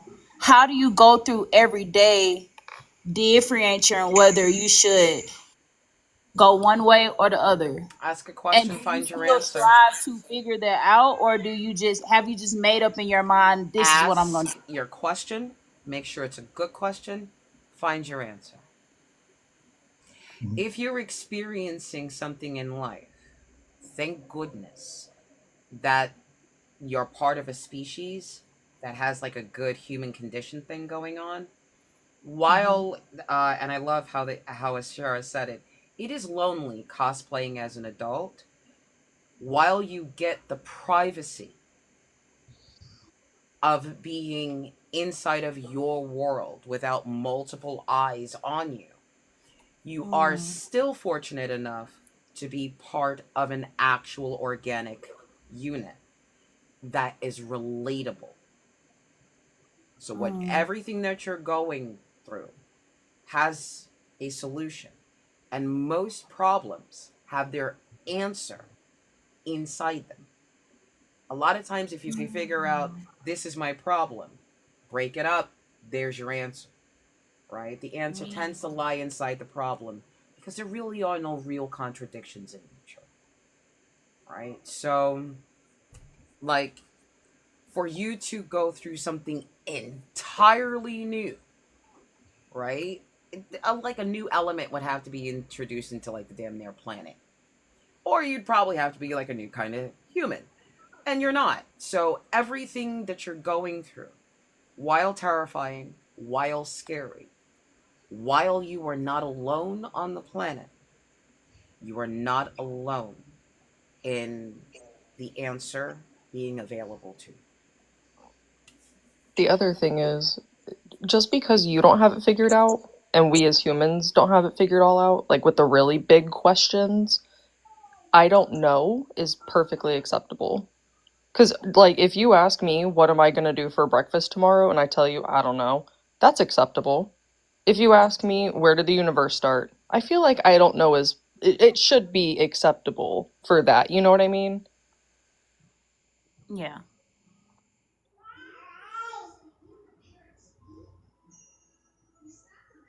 Okay, so he has a right to complain because I did steal you for more than 10 minutes. He's right. Absolutely right. The baby's right. I was wrong. I overstepped and I took mama for more than 10 minutes. No, I'm because the that bad is the guy. most precious complaint. That is the most precious and gentle complaint I've I ever am the bad had. guy. Okay? No. So it's all Oh. my fault, Lady B. Blame it on me. You guys are good. It's The my fault. complaint is literally precious. I'm gonna go on mute. All right. I'm just No, going to go ahead and you're put you fine. down so we just get more people coming on in. And thank you so much Okay. for um hanging out and enjoying. I enjoyed it. Yes, thank you guys.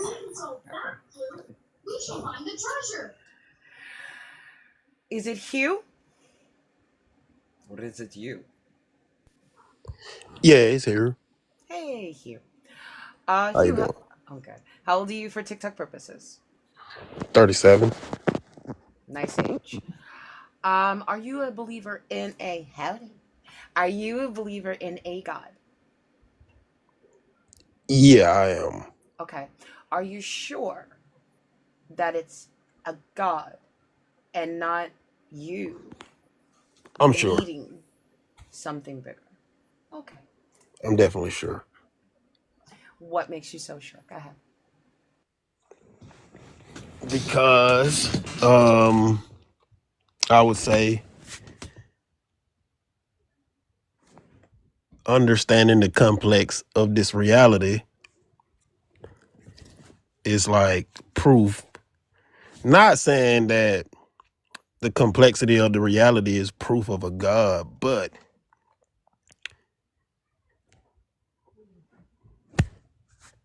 I mean, I believe in a creator. But what makes it's still gonna make me come back to the same thing. It doesn't matter if it's a god, a creator, a gods, it doesn't matter. How are you so Right. sure that it's not just you creating them in your head? By studying the nature of the situation, Okay, what do you mean?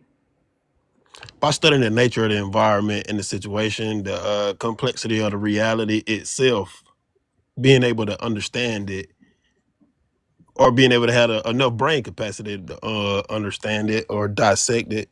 Right, so how do you know that it's not just you filling in the gaps of your misunderstanding with a greater, higher power that you would just consider greater than because you don't know it? Can you say that one more time? How do you know that you're not just, Turn while my you're phone up. trying to analyze this world, your I don't knows? What makes you so sure that you're not filling a question mark with this big superhuman intelligent creator, making it seem like because you don't know, it is a great mystery instead of it just Right. being like everything else, like a bit of ignorance. Like I'm ignorant of a lot of things, right? Understood. Understood. But I don't put God in the gap of my understanding. Understood. Fill in the blank. I wouldn't say that I filled in the blank space with the idealistic version that they gave us. Right. So now you have a new narrative, right? What's the Kind of, sort difference? of. I'm still leaning towards the creator, though. What's the difference? What's the difference of it being outside of all of us and being real, or it's just another narrative in your head? What if you're basically just another fiction writer in your own little spare time when nobody can see you? Oh man, I mean that's a good question. Yep. Aren't dreams like little episodes of whatever the fuck you ate? Right? So, what if God is no different than your own little personal superhero? I mean, he could be a scientist, maybe. I don't know. You know what I'm saying? To be honest, Now, look how you're he building could. them up. This is He how could writers be. create characters. He could be anything. What's going to make But me feel good? What's going to pop? I What works for believe you? that. I believe that if we were put inside of a room and were told to figure out how we got here, where we are, without being able to see outside of that room, I believe that it's possible to gain a certain amount of information that you could deem as fact. Yeah, let's put that to the test. And sweet happy Jesus is going to help me with this. He's going to fill in the gaps of either my misunderstanding or my ignorance because I can't put fiction over nonfiction, right? Sure, what you got? If we take a bunch of people and stick them in a room, what if you take a whole bunch of strangers and pull them in for an experiment? They don't know what's going on. You separate them and say, hey, these are the inmates and you guys are the guards. How long before you think they try to actually kill someone? Before who? The The people guards or trapped the in the prison room, inmates? the guards and the prisoners, how long before you think they lose sight that it's an actual lie? How I long? don't know if I don't know if I You understand the remember the question. experiment? The guards and the prisoners, at some point, it got too surreal and real. Oh yeah, but they weren't in a room, right? It was more like they were in a facility for the experiment, and the guards really took power. Like it didn't take them long to start taking advantage of the situation. Yeah, either that or they would have to be pushed like slightly and then they would just carry on No need. to. It was literally just separating the power structure. It Yeah, was that's all it took. controlled. It was a controlled experiment. No, yeah, but I know in that same experiment with some of them, they felt bad, so they had to tell them like, "Oh no, that's not actually." They Yeah, had to lie to them. Like yeah, the Jag's scientists right. had to lie to some of them to actually get them to do it. It's But once similar. they did, they It's actually just went crazy with it. Yeah, it's similar to the electric shock experiment where How long did the they were told. experiment last, though? That's the I think it terrifying was part. 13 days. Not very long because they're usually deemed inhumane. If I'm correct, I think one of those experiments was 13 days long, something like that, and and they canceled it because it went off the rails. And there's the monkey see, monkey do experiment. A guy was just standing in front of a door, waiting in line, and other people just lined up behind him. They didn't even know what the fuck they were doing it for. Oh, they do that with the elevator or Mm-hmm. with just looking up at the sky randomly, Real. and you'll watch how people pull a monkey see, monkey do. Everyone's. If you get two or three people just looking up at the sky for no reason, all of a sudden another person will just join them, and then another. And eventually you have a whole shit ton of people just looking up at the sky.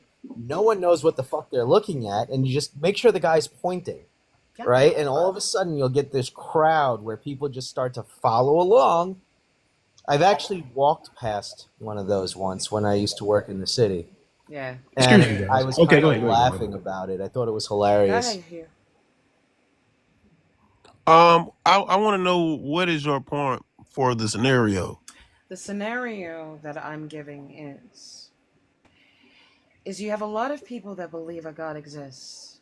They're all standing there pointing at the sky, and other people are joining in and pointing up at them. But why? Why are you giving it this position? Why isn't it to you? Because the God you're giving me is a new God in your head. It's a new fiction. You're a new fiction writer where it's Hmm. private. I would say that it's probably extremely hard to try to solve an equation with that.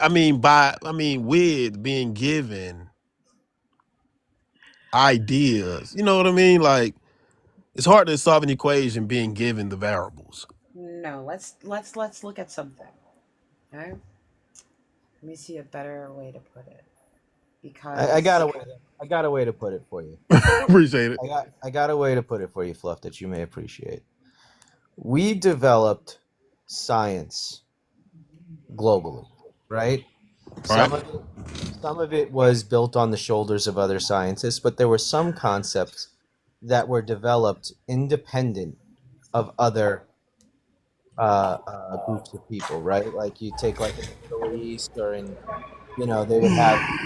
they would develop theories kind of like that hi, Mama Bash. separately, but that mirror.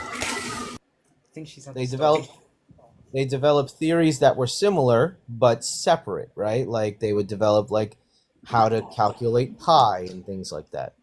What's interesting is with religion, all sorts of theories get developed because it was a vast unknown, right?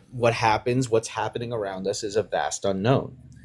You'll notice how the theory of pi seems to be the same no matter where you go, and it works universally. However, the concept of a god is very much regional for every one of them, and it just happens it needs to be spread by people. It's not developed independently, right? You don't get an independently developed Jesus, as in like Jesus was this Middle Eastern figure, and the religion that preceded it, this quote unquote true religion that preceded it, developed in this one region. It didn't develop also in China separately. right? So it begs the question of the validity of it. If no one else can, if you can't independently come to the concept of Yahweh, how valid is it? It's like that statement that if you were to wipe out all knowledge of Jesus and Yahweh and wipe out the books, you would never get it repeated again. It would never come back because you can't. There's no validity to it. If you wiped out all of science and history, I mean all of science and all the science and math we learned, someone in the future would eventually rediscover those theories. Hey, can I ask you a question? What? Are you referring to anything that I said? I'm talking to Fluff. I mean, look, listen, don't take this the wrong way. I don't care what you were saying in particular. Fluff was talking to me about a thing, and I was kind of going along with what she had asked me. That's all. No offense meant to you. I was just responding to Fluff. I was just trying to catch up. I was just trying to keep Yeah. up to the conversation. No, I get what you're saying. I was responding to Fluff in particular. Well, Okay. well, that's the thing. He was trying to explain it for me to like kind of steel man my argument for you. So you kind of got the overlay of where I was going, but unfortunately, he fried my brain and gave me another question to kind of ask you. Okay. Would you consider God a natural emergence or a social construct?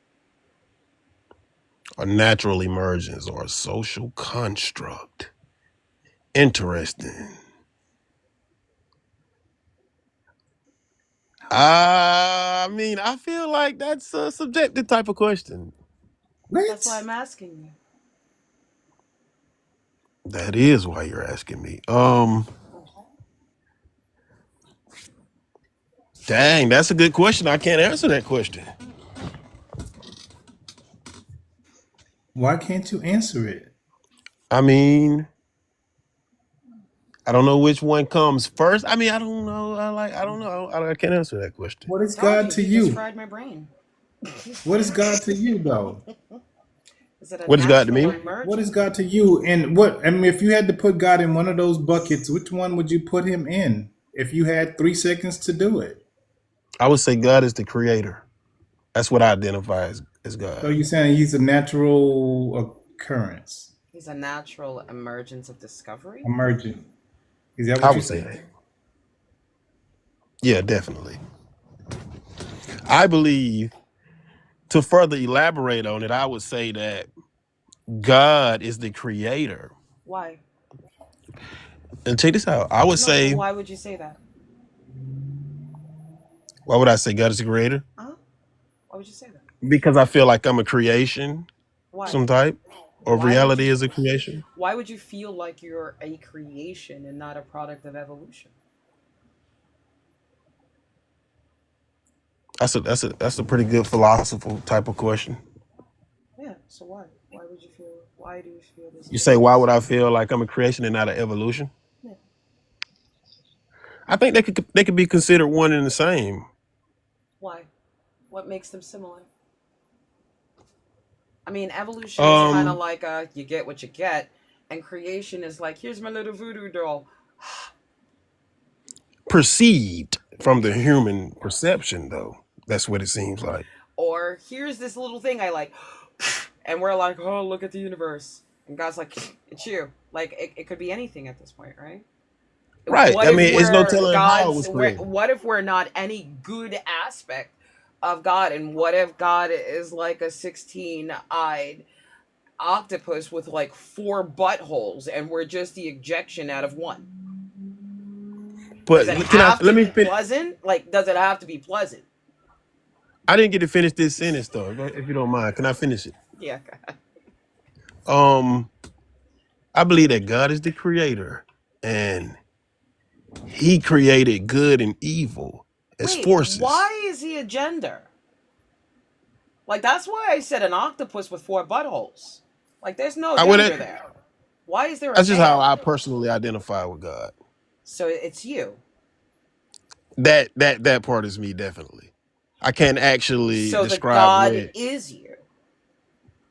Nah. I ain't saying that ultimately, but I'm talking about when we talk about Right. referring to You the gave it a human classification. Right. Like I gave it an earthly classification.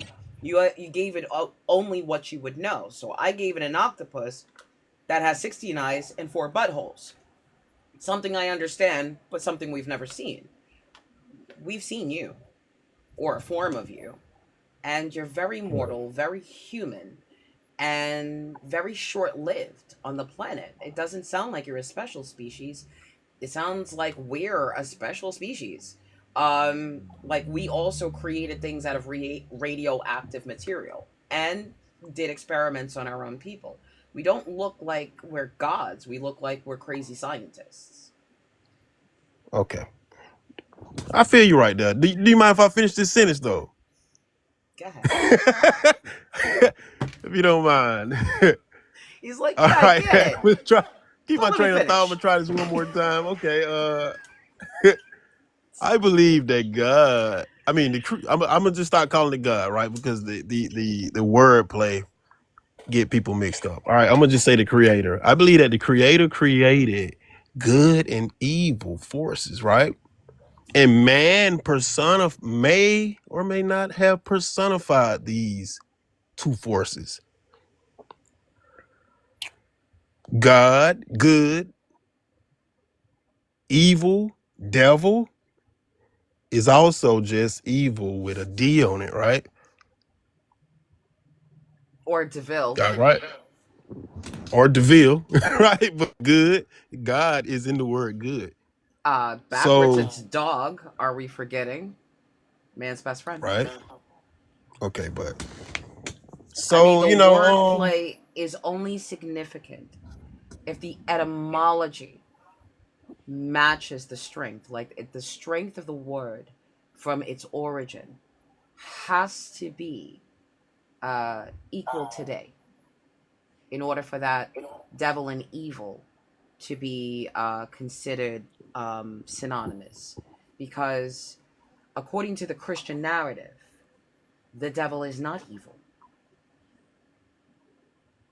according to the Christian analogy.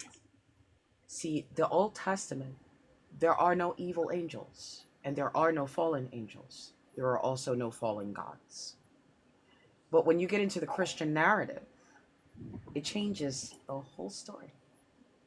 But there can't be an evil angel. It can't be the devil is evil, because the only way that it would be evil is if it's adversarial to good, and it's not. It always works for God, which means it does its bidding as an adversary and an accuser to mankind. It's not synonymous. A devil is not synonymous with evil.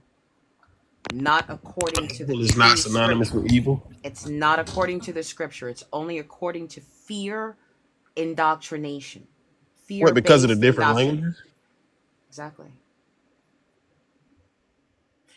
I Because feel that. a I feel that. You saying that it shaitan, wasn't the original text. yeah, a shaitan is just an adversary or an accuser. And in the story of Job, we see he only does what he's commanded. He never goes against God in the entire narrative, ever. So to make him Exactly. evil in the new story is blasphemous. So Okay, well therefore, they can't be. let's study the nature of that situation, right? Why? Because if we're inside of a room with no, Hold on one outlook on the second. Hold outside. on one second. But this is a confirmation that it's more that it's you than a God. Because without the spirit of wisdom, you lack that simple understanding that a devil is not evil. Somebody creating a narrative of an evil devil would fall under the narrative of a false prophet. Not And necessarily. no, absolutely, because it goes against God's word and the order that is demonstrated inside of the formulated scripture, right? The Do you know what the formulated nature of scripture. that situation says to me? Go ahead. It resembles the exhibitance of, you know what I'm saying, like manipulation. Well, What I'm saying is, let's look at it from this narrative.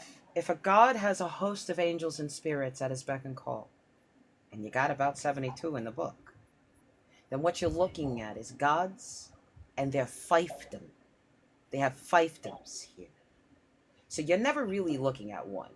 You're always looking at agents that'll work for different gods here and there. Because even Agents. Right. but you'll see this god say, go against these people and their god. Boom, that's a name, right? But this god is part of a pantheon that has its own angels, and it has its prophets, and it has its prophecies, and its rituals, and its laws. Do you understand? So it's fiefdoms, right? Not kingdoms, fiefdoms, Can I ask you a right? question then? And I don't know if this is too personal of a question that you might, I don't know if you want to get this out on your panel, but I'm going to ask you this. What do you think the intent of the Bible's creation is? The Bible's existence. What do you think the intent is? Or is that too personal? It is a documentation of forced moral structures through the narrative and the lens of those in power, written by non-believers to aid non-believers in the control of those most susceptible to superstitions.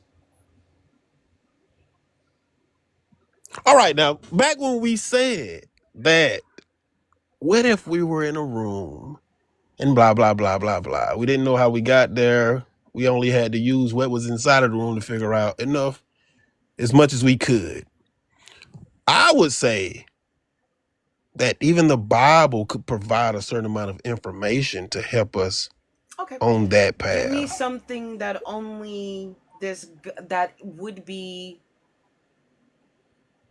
a sign of more like a divine command than a mortal man command, like something that shows the narrative of, okay, this would like redeem the concept of following a god narrative, like something that you could only get out of destruction. I don't think I'm gonna be honest with you. I don't think I can come up with a good enough answer to present Why is that? in the amount of time that You I'm just need required to one give the thing answer. out of the Bible that's like a good Because standard we that got to you can remember, only get out of the Bible. Some people's tried unconditional love. it's 1,000 things you could say, right? Give me one. But the amount of time frame that I have to give the answer, we're going to probably narrow down these 1,000 things into the sum of what I am able to think of in that time span, which is probably about 3 or 4 answers. Well, how about one? You want me to give you a divine what? Statute, law, commandment, tenet that is above man's secular moral standard.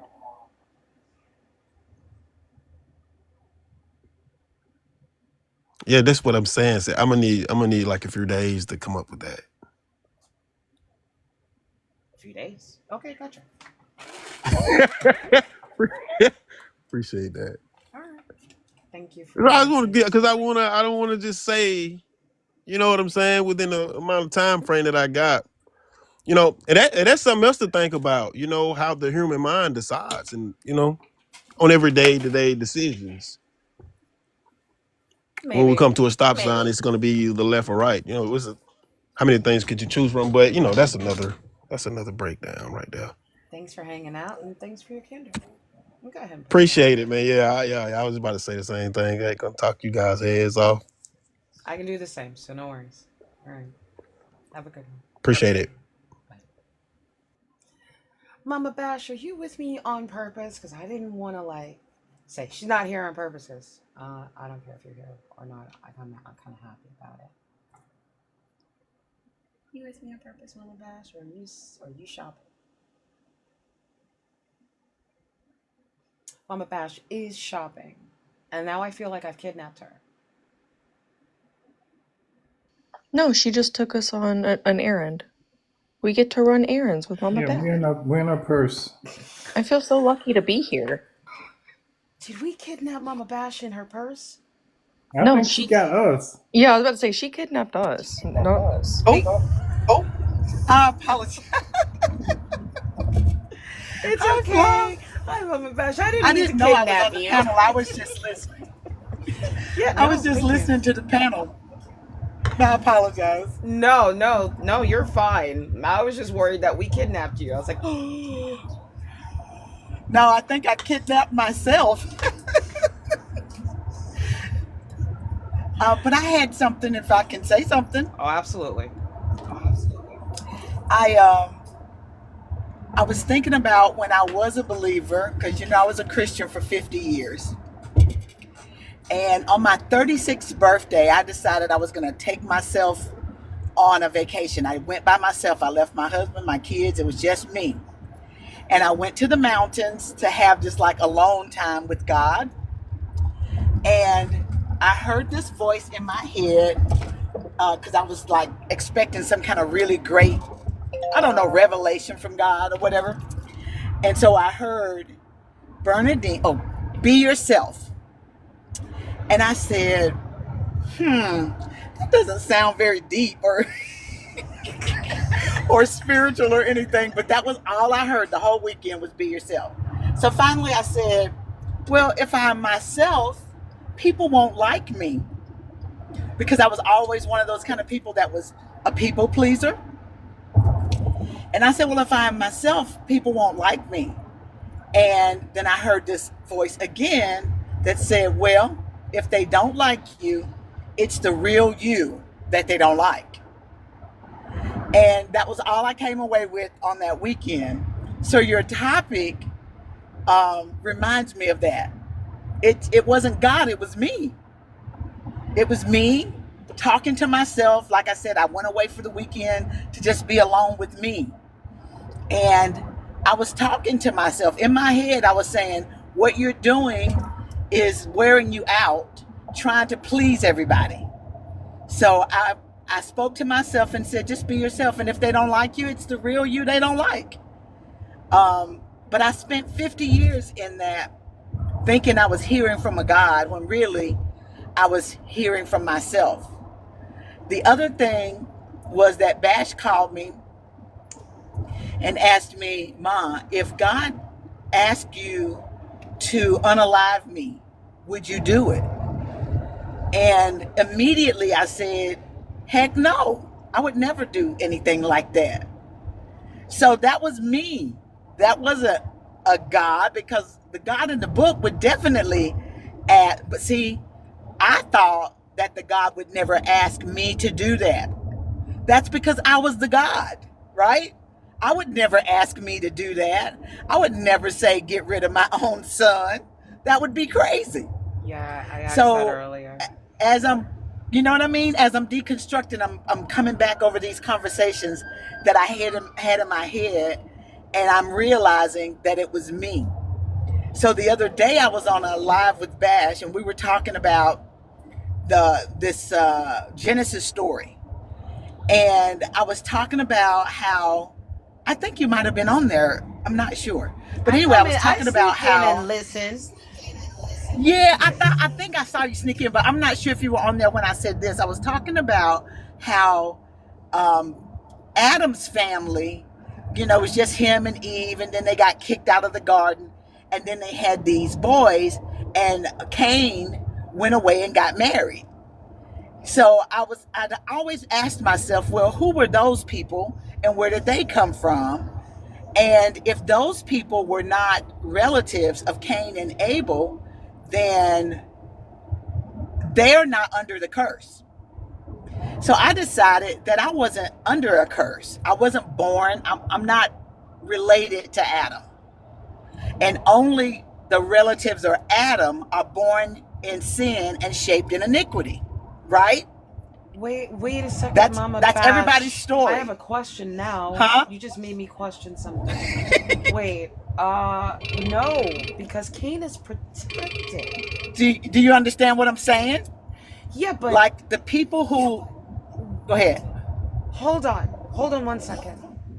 It's a setup and a game of chess. Just hear me out. The ground Okay. gets cursed, but then the cursed Right. ground curses Cain. Cain goes wandering. The ground will no longer Right. yield its strength.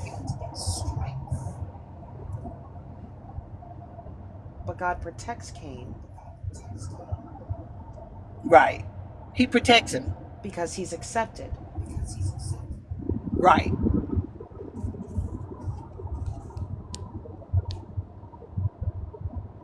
But I don't understand. Like, if is Cain carrying an evil seed or no? Right. Yeah, I think he is. And I think this whole book is about that seed and that group of people.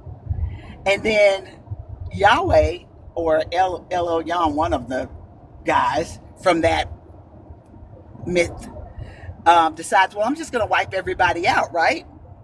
So he wipes them all out. And then over in Genesis chapter 10, there's this table of nations. And you see who those people are. They're a group of Middle Eastern people. And then it talks about like the Europeans who were the Isle of the Gentiles. Well, my relatives are from Guinea-Bissau. Bash's on his dad's side, his relatives are from Ghana. And our DNA has been in that West African area for over 40,000 years, long before this story or this myth came about, which means that my family would not be related to anybody in this book. Right. I'm not related to Adam, right? I'm not related to Eve. I'm not related to Noah or any of the Isles of the Gentiles. So I'm not related to Adam. So I wasn't born in sin. And I'm not related to the Gentiles. So I don't even have to embrace this as the side piece. You know what I mean? Wait a The second. side piece You of the also Israelites. you just told me something else that it's like in an argument of silence. God protected Cain from a death from a god as well. Right. His line. Exactly. The only one that can slay Cain is his own kin. His own kin, his own God, which is not my God, and they're not my kin. So this book has literally nothing to do with me. Well, you just zapped my brain again because I didn't look at that particular angle until just now. Yeah, it's got me on a high right now too. It's just Yeah, it's a weird chess move. yeah. Because he literally set that little piece into play, and then it was just like covered from like and no God can kill it. Absolutely. That's why the people survived the flood.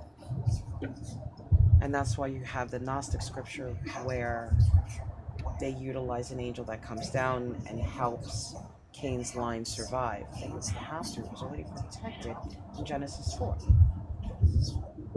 Yep. That's why the scripture that's... So that really freed me up and gave me some space to, yeah, awesome. Thank you for that. Well, I have to Mama go. Bash. I'm on my way into. Thank you for letting me share. I'm on my way into work. All right. Enjoy. Love y'all. Stay safe. Love you too. Thank you.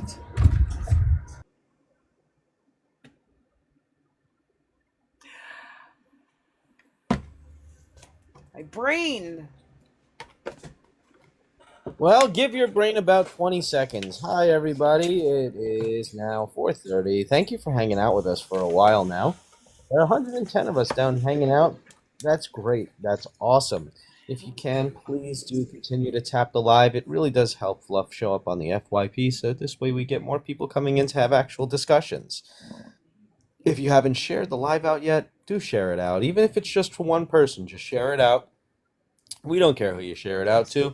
It'll be nice if you could share it out to some religious folks so that this way they can join in on the conversation, but if you don't know any, that's okay. And as always, thank you again for your continued support. What happened? Who, me? Yes, you guys. Hold on. Why am I not listening? What did I miss out on? What did I not listen to? Cain is absolutely fucking protected. It's not no man who came upon him, it's no one who comes upon him. Okay. And no one came upon him. Someone mistook him for an animal.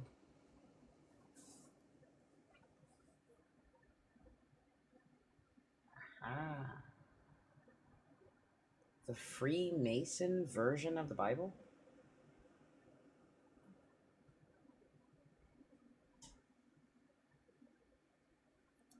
I don't believe in any version.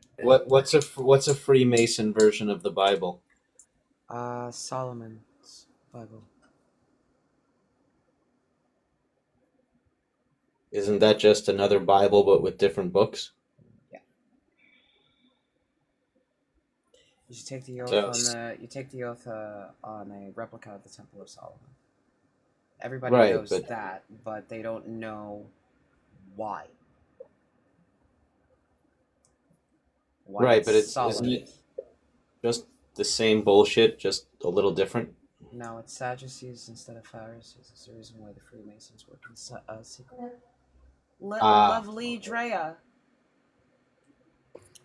Hi. Hi. How old are you for TikTok purposes? My gaslighter. 37. Are you a believer in a God?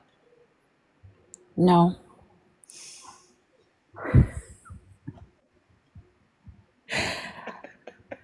Go ahead. Don't worry about it. Go ahead and give me your view on the question up on that panel. Feel free. Well, I think it's us, just like how I think it's 100% us. I think it's God is within us. I'm deconstructing. I didn't mean to get up here. You're Because deconstructing. Yes.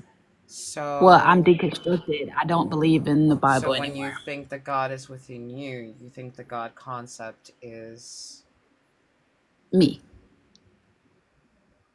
therefore just making it you, not a real God, or do you see a divinity to yourself of some sort? A divinity to me, to myself. And what aspect?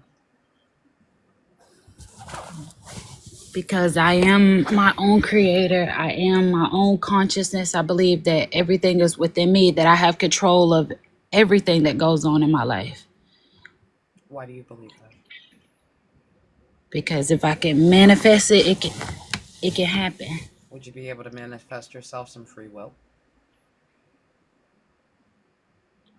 I guess I believe I have free will. I don't, because Well, believing we have free will tends to be a very weird wordplay. It's free choice, and even that's within parameters of the fact that you're a human being that's governed by a government. Yeah. You know, and special limits, and then gender limits, then all genetic limits, advantages, regional constraints, the fact that you can't escape the marble that keeps you alive. That's why it's free choice is very limited, right? That's why I said, would you be able to manifest free will? Because if not, where's the limit of the divinity? Like, what would the limit of divinity be here?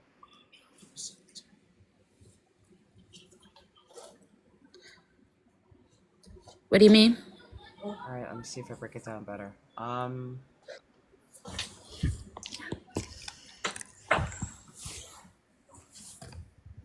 Now, break down how you would consider yourself free. Within what limit would you say, or is there no limit? I say that I have the ability the choice. Like, I have the choice to do what, the things that I want. Like, of course, there's certain things we can't do because of government and stuff like that. But I do feel like I have the choice I don't feel like I have like whatever I do determines if I go to heaven or hell. So you find yourself to be mind independent of the social Yes. structure and the social narrative placed on you. That's called individuality. You're not conforming. It's not necessarily free will. It's an option within the given options you have. You're choosing to not conform, but that would follow into another form of conformity. You're gonna find yourself in one organized system or the next, from one step to the next. You're part of a system. You're a human being. If you don't Yeah. have order to your system, then your life is in even more danger. And your species is doomed to not evolve properly because it hasn't figured it out this late in the game, right? Yeah. Even though we're early. But I would say that hinging on a god is in you. In this narrative, what would the god be? How would you describe God here? What's the definition for God now? Well, I don't know because I don't know. I don't believe in God. I just believe that I control my own destiny, I guess. I don't know. No, you're fine. I'm just trying to figure out if destiny completely nullifies free will, free choice, or free agency. And if you choosing your own destiny, it almost sounds like you're choosing your own chains. Does that make sense? Yeah. But is it analogous? Like, does it seem that way to you, or no? Yeah. I mean, I think so. I'm still learning and still trying to go through this world we call life or whatever. I'm just like still learning certain things because I grew up in the church and it's just Most people the that whole have a concept. God concept did grow up in some form of faith-based home. Sometimes they were given a God to worship, or they were not allowed to not believe. Right. So the confusion part is it's part of the belief system. No human being that has a belief structure or grew up in a home that gave it to them is has missed this step of look, I don't know. Um, they've always gotten here, especially with deconstruction, and sometimes we'll use the term that everybody is using because it'll answer the question, but it's not really what we believe. So don't apologize. It's very normal. But thank you so much for engaging. Thank you. For I your love your candor. content. Thank you. I just didn't want I to want put you down because you didn't have God. I want to talk to you. So, but thanks for sharing that. Thank you. Thanks for having me up. I follow you all the time. I love watching you. Thanks. Well, give yourself a lot of credit for the lovely mind that you have made sure you have. It's very lovely. So, Thank you. you're welcome. You have a good one. Hey, Luis. Oh, it's not Luis. It's I think his name is Cross. Hello. Hey there, Cross. how old are you? Hi. How old are you for TikTok purposes? 28. Okay. Do you believe in a God? Yes. Okay. Are you sure that it's a God and not a manifestation of yourself in your mind? I think so. Okay. So, what makes you certain? What makes me certain? Yeah, that it's a God and not just you. Well, I've had debates in real life with people, and I just kind of realized that like I can't prove God, and they can't prove like not the non-existence of God, if that makes sense. Well, here's the thing. The question that I have is, you can't prove God, right? And nobody can, or else the debates would never happen. Um, but it's not really, can you prove God? Is it you or God? Okay. Well, I think there is a God, and there's me, and there's you, and there's the other people in the panel. I could say why I believe in God, like not my proof, if that makes sense. I might I not don't be need understanding proof. you. I don't need proof. I just need the thought process of,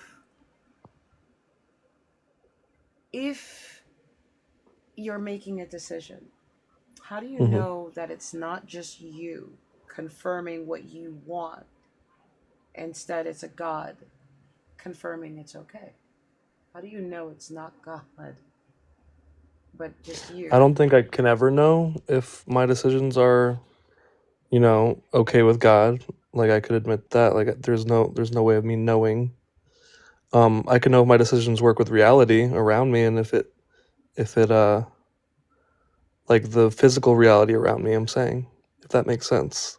It does, but it's Um, not really answering my question of, how are you so sure that the God you believe in isn't just a figment of your own creation? it could be. Like I'm open minded to saying it definitely could be. Do I believe that? No. Okay, so like, Um, what would you utilize as a method of determining the difference? yeah, so I'm also like made fun of by other Christians because I'm Catholic. So Christians and Christians are non-believers. Catholics. It doesn't make sense. No, yeah, well, I believe that, but so I would say, and I bring that up because different miracles that have happened throughout history What probably does a are the reason. miracle have to do with the God of your mind? Because I believe that God caused that miracle. That's irrelevant to whether To or me, it's not that. relevant, but Of course it is, because right, you are attached to the God you're representing. right. But why are you so severely attached to the God? And is your God you? Why do I attach it to my God? Because I mean, one of the miracles would be a miracle of Mary, like It's her irrelevant. apparitions. It's To irrelevant. me, it's relevant because it It's connects to Jesus. irrelevant. But even the names are irrelevant. If you notice, I didn't care about which God you worship. I know, So it's irrelevant. I don't even know why you want to push information that because doesn't for belong me, in here. my mind, it connects. That's I why. get it, but it has no place here. Okay, And now you're really putting a lot of distance between me asking a question and you answering it. okay. Um, what do you want me to, like? Could you repeat it for me so I could remember So exactly? the tactic doesn't work because you can't run away from the question on the panel. Is it God or is it you? I mean, it's also complicated because I think God's in everything. So I don't think I am God myself, but I think that there is a piece of God in everything, in humans and animals and the trees and the ground. Um, so I probably don't completely believe in the way that the church does, but I still, that's where most of my beliefs are. So if it's not completely aligned, then it sounds like this is a god of your own narrative. If you And want it to are be. you sure that this is a real god and not just you and your narrative of a god? I think there's definitely a God that exists outside of my own being, my own awareness. And how would you know Yeah. the difference between this god and your own imagination? The same way that you know exactly that I don't know exactly there's because you only don't know what I know. How would you that's know true. the difference between the god and reality? Or is the god Because reality and it can be confirmed that it's not you? But you said you're not scripturally aligned, right? So it's not the exact narrative of a god. It has a variance, making it a new god. Now, if this is a new god, you're the author. I would relate it to real life. Like, I am not another person. I don't think me and that person are like one. So the same way that the physical is presenting itself, like I'm not you, you're not me, I'm not Sweet, and I don't know his whole name, Sweet Hap, and I don't know their name of Jagger. That's a I'm lot of separate. names. That's a lot of Yeah, names, and but that's a lot I'm of separate from all. separatism. But Yeah. how are you separate from your God? Well, I'm a limited human. I don't think God So is a does your limited God human. die with you? No, I don't believe So so. how have you transferred the God in your mind to another human being? How is this God real and not just you, a formula inside of your head? I mean, I did research on, what's it called? Like afterlife. What do you call it? NDEs, near-death experiences. That's irrelevant. Well, I only bring it up because Because people I seem. know medically it's a release of DMT. A chemical doesn't explain a God. It And that's explains that irrelevant you to got me. high almost before you died. And that's So you irrelevant to can me experience because. it because now an afterlife Mm-mm. doesn't create a real God outside of yourself. So your DMT thing is irrelevant to me because I have seen that too, and there's stories of people and they could Good. prove. So now you understand Okay. that talking about it is irrelevant to the narrative, therefore bringing it up was futile. How is it I don't a think so. God outside of yourself instead of it just being you? It doesn't matter what you've researched. Because that would be Researching a very God self-centered. is now just giving yourself more ammunition to try to make your God more substantive in your head. But it still doesn't give you the ability to talk about your God clearly, concisely, without running from a question and not understanding how to I'm face not it. running. Then answer To it. think that I'm the only one would be very self-centered and very like, this is my world, everyone's living in it. Like that's not I'm not asking about solipsism either. I'm what asking, it how do you is. know that the God you believe in isn't just a figment of your own creation? Because this world It's existed not before I even existed. in alignment with Scripture. This world existed before I was born. That How doesn't could answer the I be God? question. It doesn't It answer the does for me. question. It's not answering the It- question. I have an interesting question. Maybe that Why does he might. keep reverting to like childish antics of it's okay for me? I get it, but self-soothing on my panel is not going to answer a question. But go ahead, I, so I'm you, happy Not Jesus. everybody. Not everybody has a bar, a standard. Like a minimum standard of evidence, right? Sometimes that minimum standard of evidence is like really low, which is what we generally see, right? That minimum standard. Oh, someone wrote it in a thank book you. and then told me the story, and then told me the story of it, and I got an emotional feeling, and so that's good enough for me. It's not a good standard of evidence, but it's a standard of evidence. So you believe in miracles from what you said. All Mhm. right. So you ever cross the street in traffic? Yep. You ever almost get hit by a car? Yep. You think it's a miracle that you didn't? In some instances, but Not Oh, really. so there you go. In some instances, you think it's a miracle that you didn't get hit. Does God give you free will? Yeah. Does He give everyone free will? Yep. So how would it be a miracle if you all have free will? Wouldn't that mean Can that God not God? intervene? Maybe. Oh, wait a minute. Wouldn't that mean that God has directly interfered on people's free will? Yeah. Sure. Where does it say that you have free will in the Bible? I did see the debate where it's about free, where God directs or something. Like we choose and then He directs our choices. Is that what you're going to lead to? No. Most do.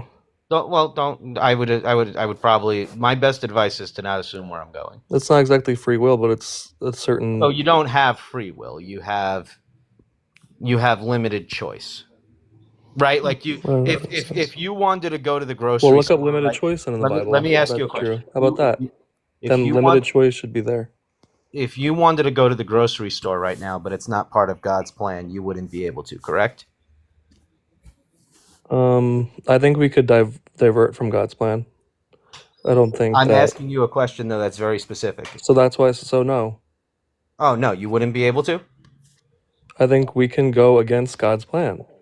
Oh, so God doesn't then direct, and If we have free will. You either have free will or you don't, right? It's not. There's no degree there. Either you're in control of your choice or you're But you not. have to realize that, like, what a lot of people like to do is just play like word semantics and. I'm not things. playing word semantics. So in the I'm Bible, sorry, if I'm it's not 43 years old. if it's not Words free mean will, words. if it's not free will, then it's called something else. But We're gonna avoid ad hominems and attacking the guests and trying to attack intelligence, because if you have yet to answer a question directly, the audacity to try to act superior to somebody and you can't even define free will accurately in your usage of it, please don't pull a Dunning-Kruger here. You've already overestimated your intelligence by assuming to talk to people like you're smarter than them. Talk to people like you're equal, if you know what that looks like. So what I'm trying to get at is, you either have free will or you don't, right? Either you have the will to do what you want to do, or you don't. And if God has a plan and that plan somehow includes you living, you're saying that we don't necessarily have free will. In fact, we don't even have free choice, because at any point in time, your choice can be overridden, correct? I have a question. Do we Wait, have wait. free will or do we not have free will? Okay. Either the I'm Bible sorry. is lying or it's not. I don't know what they call it in the Bible, but if it's free something, I think we have the choice. The to do what human we want. mind plans the way, but the Lord directs the steps. Do we have free will? Yes. Yes or no? Yes, that That's doesn't the go against what I'm mind, but saying. God controls the body.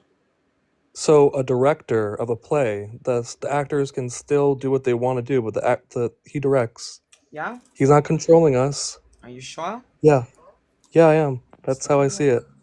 You sure? Yeah, we still have the choice. Okay. The plans of the mind belong to mortals, but the answer of the tongue is from the Lord. All one's ways may be pure in one's own eyes, but the Lord weighs the spirit. Commit your work. Yeah. Don't speak while I'm speaking. Commit It your agrees with me. work. Just saying. You can masturbate to my voice on mute. When you're doing it while I'm doing it, sounds like you're getting off on my very seductive voice. I've been told too many times I have a phone sex voice. So when people are speaking when I'm speaking, it really just sounds like a man trying to masturbate while I'm talking. Pull a power play in your own house. Let's see if it works there before you try it out in public.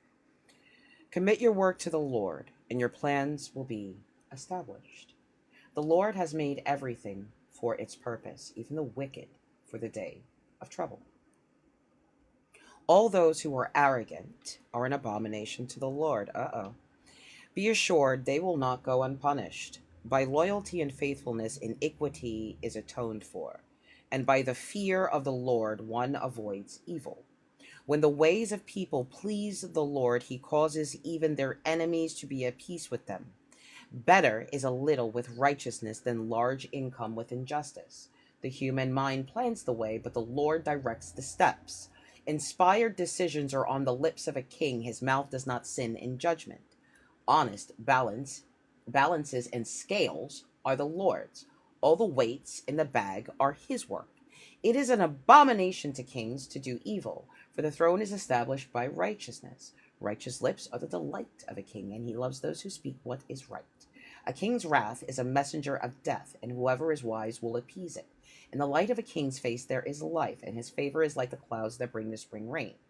How much better to get wisdom than gold? To get understanding is to be chosen rather than silver. The highway of the upright avoids evil. Those who guard their way preserve their lives. Pride goes before destruction, and a haughty spirit before a fall. It is better to be of a lowly spirit among the poor than to divide the spoil with the proud. Those who are attentive to a matter will prosper, and happy are those who trust in the Lord. The wise of heart is called perspective, and pleasant speech increases persuasiveness. Wisdom is a fountain of life to one who has it, but folly is the punishment of fools. The mind of the wise makes their speech judicious and adds pervasiveness to their lips. Pleasant words are like a honeycomb, sweetness to the soul and health to the body. Sometimes there is a way that seems to be right, but in the end it is the way to death. The appetite of workers works for them. Their hunger urges them on. Scoundrels concoct evil, and their speech is like a scorching fire. A perverse person spreads strife, and a whisperer separates close friends. The violent entice their neighbors and lead them in a way that is not good. One who winks the eyes plans perverse things. One who compresses the lips brings evil to pass. Gray hair is a crown of glory. It is gained in a righteous life. One who is slow to anger is better than the mighty, and one whose temper is controlled than one who captures a city. The lot is cast into the lap, but the decision is the Lord's alone. Should have read the whole fucking thing. You don't get free will. You get a choice in your head, and God decides at the end. He even made those to be wicked. None of this was freedom. It was already planned. The night of your conception, God sussed that out. All of this is predetermined, but according to your scripture, you have no free will. Even if you think you have free will, you have a consequence of a punishment of deciding to do what you want, because he will have the final say. You don't have freedom of consequences. You do not have the freedom to move of your own discretion without the constraint of necessity or fate. That is the definition of free will. And Proverbs removes that from you. That is supposed to be God-breathed scripture. Now, if you're saying this is incorrect, then you've created a new God. It is not this God. It is now a God of your own making, not validated as being real, but only being the self-soothing mechanism you rely on. What would you call that? So I'm saying the wrong word then. I'm accidentally saying free will, so it's not free will. What do you call that when we have the choice, but we aren't free of consequences? What An was that? ultimatum in this particular situation, because you have an option to live by God's standards or suffer. So this is an ultimatum. Okay, that makes sense. That's what I meant. But An ultimatum is between either a slave or a captive. right, I'm supposed to be a slave of Jesus. Right. And a slave does not have free will. Okay. That's all. You couldn't possibly have been given free will if you have laws that you have to adhere to. Gotcha. Hey, Yadi. So do me a favor. All right. Don't argue with people over free will, because no human being has it. Okay. You wouldn't be able to go to sleep. You wouldn't be able to stay awake for like 12 days without dying. Hmm. You don't have free agency and free control of your own body. You live with other humans, and you are governed by the standards that were set for the society, right? Whether you agree with them or not, it's your right to. But whether you agree with them or not, you still fall under a consequence of breaking a law that was placed before you. Whether it's fabricated by man or not, you still live within the structure of your own special decisions, right? It's a Hmm. consensus. So you don't have true freedom of choice. Your choices Hmm. can harm you. Trust me, between freedom of choice and freedom of agency, we have found there are plenty dumb ways to die, right? Because you do not have all control over all events. So you Right. don't even have that power to be outside of a consequence. So Hmm. freedom, free will is like a wool over the eyes where a person is given license to be morally um, janky, right? Hey, Addie. So free choice, hi pumpkin. Free choice is even limited, right? Like if you were born a certain way, you couldn't just choose to live a certain way without dying. Hmm. Right? So you don't have free agency. And that's where a lot Okay. of us get confused. Our minds are limitless. The mind inside of itself is absolutely free. You can do whatever the hell you want in your head without a consequence. Make sense? Yeah, that makes sense. Sorry for using free will as a term. No, you have it here. Maybe. Right? Maybe. But you have more here than in the actual fabric of your reality.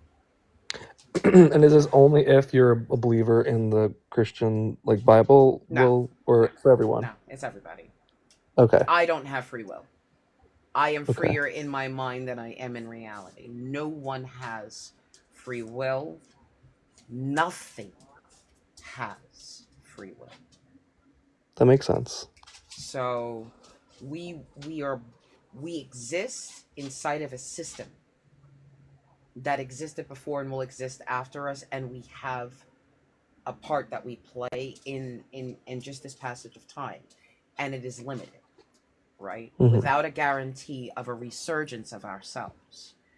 So there could not be free will because you're part of an absolute wave, and Hmm. that's it, right? Now, outside of this structure, I could be 100% wrong.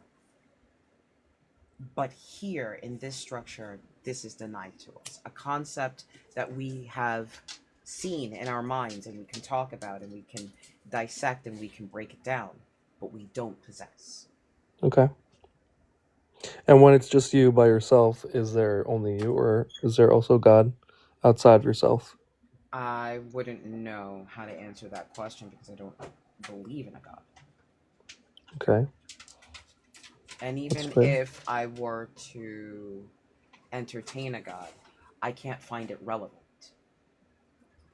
because Hmm. it would be very strange for it to create a universe and then focus its very creepy eye on this planet and then interfere with individuals on an individual nature that everybody is getting it different. I think it's bad.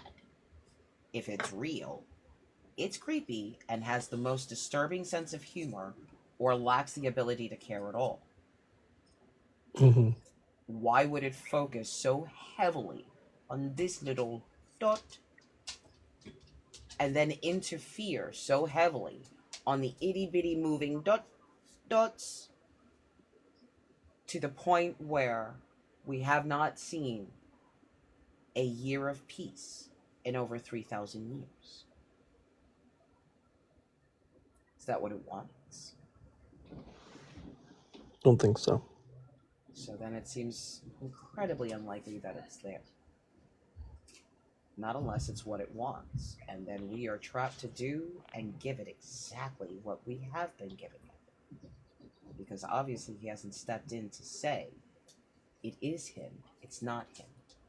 And this is what he wants, or it's a she, or it's an octopus with 16 eyes and 4 buttholes. It could be turtles all the way down, dude. Leave my buttholes out of this. You know what I mean? It could be turtles all the way down. Do you know? But do you know that you got off your ass and made your shit work for you? Yeah.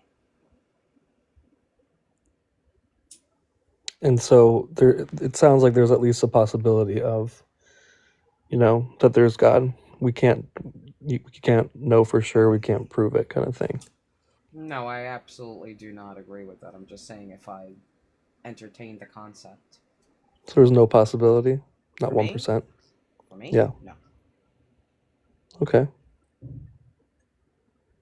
It is about as pedantic as it can be that we're begging to be special to something we can't even prove exists. No thanks. I have bad knees anyway.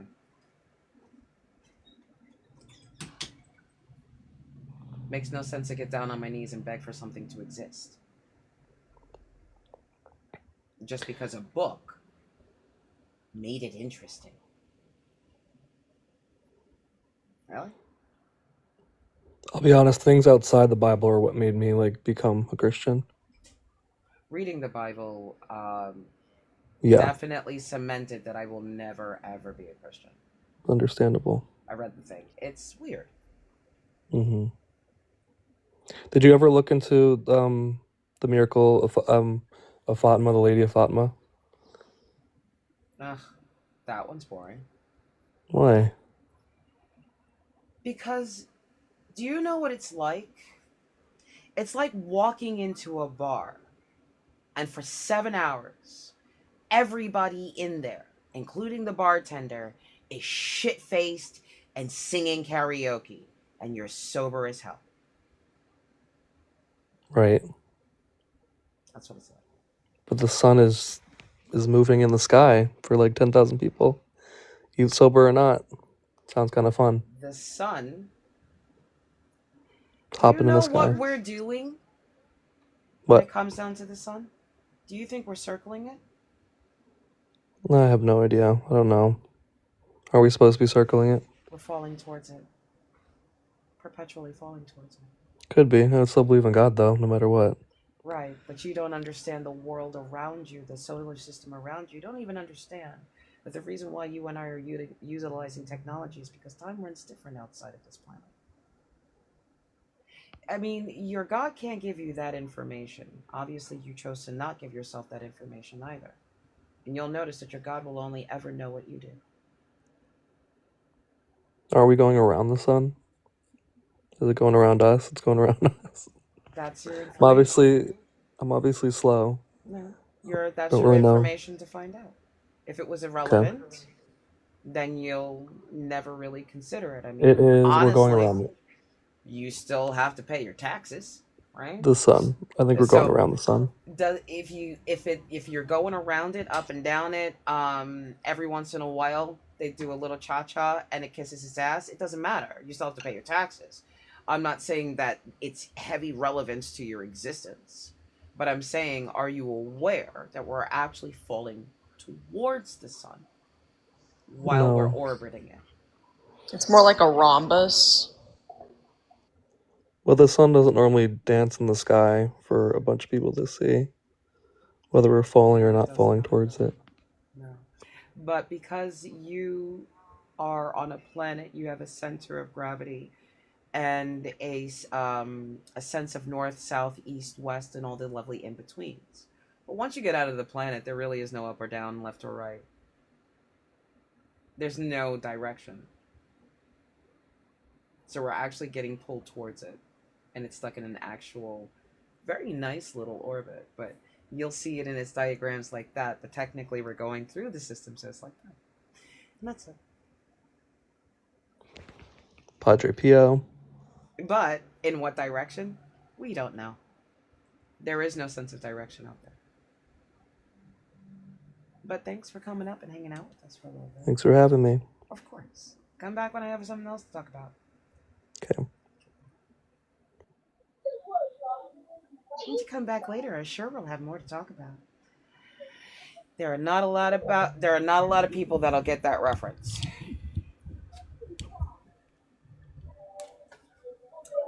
The one. The one?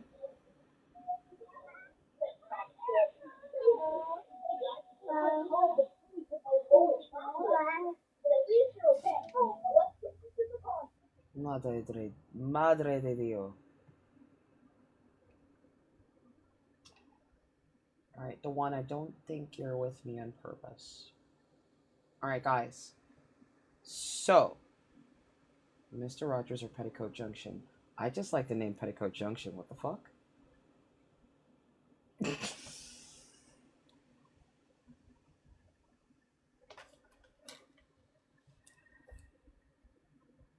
You're leaving me on a cliffhanger. So, guys, what? I'm right here.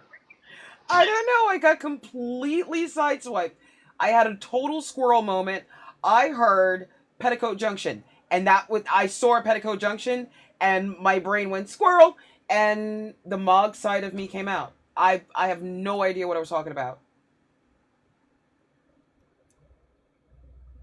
I have to fuck up Real's head as soon as I get off this live, call him, and then drive him nuts for like the next 2 to 3 hours. Because I want the answer to that question. And I think it might answer his question.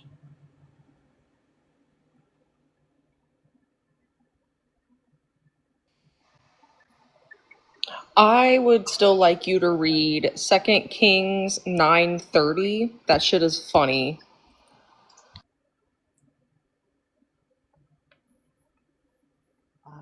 Yeah, 1 second. Mama Bash. Did that one tonight, brain. I love this. I like how everybody keeps breaking shit down. I love it. I learn more because you guys keep going through it. Second. Going through what? The book? Yeah, keep going through the book. You keep Well, asking yeah. the questions. And it's not even for, sometimes it's not even for our own benefit. Like, half the time we've asked these questions already. But I like asking people again. Alright, what? God damn it! You exist! 2 Kings.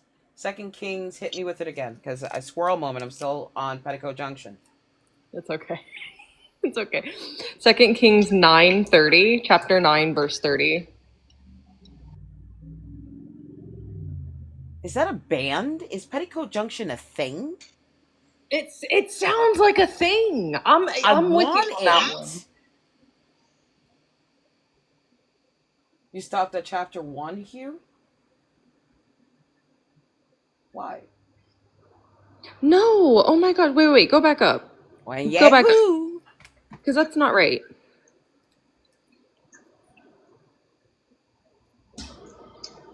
There we go. 20. Yeah, 20. There we go. Not 30. It was 20. Okay, My bad. so in Jezreel, the sentinel standing on the tower spelled the company of Yahoo. Yahoo? Yahoo. Yehuda! Jehu. Jehu? What? Yahusha. No, Jehu. Alright. Arriving and then said, I see a company. Wow. Joram said, take a horseman, send him to meet them, and let him say, is it peace? So the horseman went to meet him. He said, thus says the king, is it peace? Yahoo responded, what have you to do with peace? Fall in behind me. The sentinel reported saying, the messenger reached them, but he is not coming back. Then he sent out a second horseman who came to them and says, thus says the king, is it peace? Yahoo answered, what have you to do with peace? Fall in behind me. Again, the sentinel reported. He reached them, but he is not coming back. It looks like the driving of Jehu, son of Nimshi, for he drives like a maniac.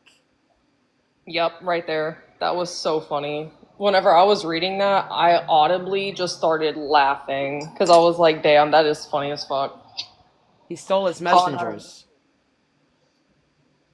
Do what? He stole his messengers. Well, yeah. Oh no, Hugh, I'm not saying your name. I did. It wasn't you. No, we're not saying your name. We're saying Yahoo. No, I'm saying Jehu. This Jehu? Jezebel. Oh The corpse God! of Don't Jezebel even. shall be like dung on the field in the territory of Jezebel, so that no one can say this is Jezebel. Wow. Justice for Jezebel. Justice for Hagar. I feel bad for my girl Hagar. Justice for honestly, all of the women of the Bible. Finally, I'm hungry. Same, I've I'm been making. waiting all day to get Same, hungry. Yeah, I do that sometimes. I'm making dinner right now. No, I'm not. I don't want dinner. I don't want dinner. I want to go puttering around and pecking like a bird. I just want to peck tonight. Oh, Because I do a don't little want to, graze. like a little bird meal. I don't want anything major. So I just want to go find stuff, throw it on a plate, and throw on a movie. All right. So I don't know if I'm going to be live tomorrow, guys. But my day started at 5. I'm glad you guys came in on a Tuesday. You did give me great numbers. Thank you so much for coming in, doing your heart maze. I've seen you guys trying to get me out there into the algorithm. Don't try too hard. It's okay. I'm not normally on Tuesday, so it's all right. Thanks, Elise. I love you guys for the support, for your beautiful conversations. Thank you all for your lovely voices.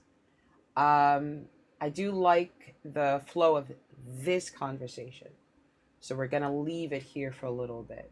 It keeps the arguing down. I gotta say I like it. I don't know if I'm gonna be live tomorrow. I think I really will give myself my weekend, so at least one day. So tomorrow may be my Sunday. Yeah, I did learn a little. Well, it's like me doing a little bit of work on a Saturday, and that's all. Yeah, it's like doing a little bit of work on a Saturday. I guess I missed you guys. So,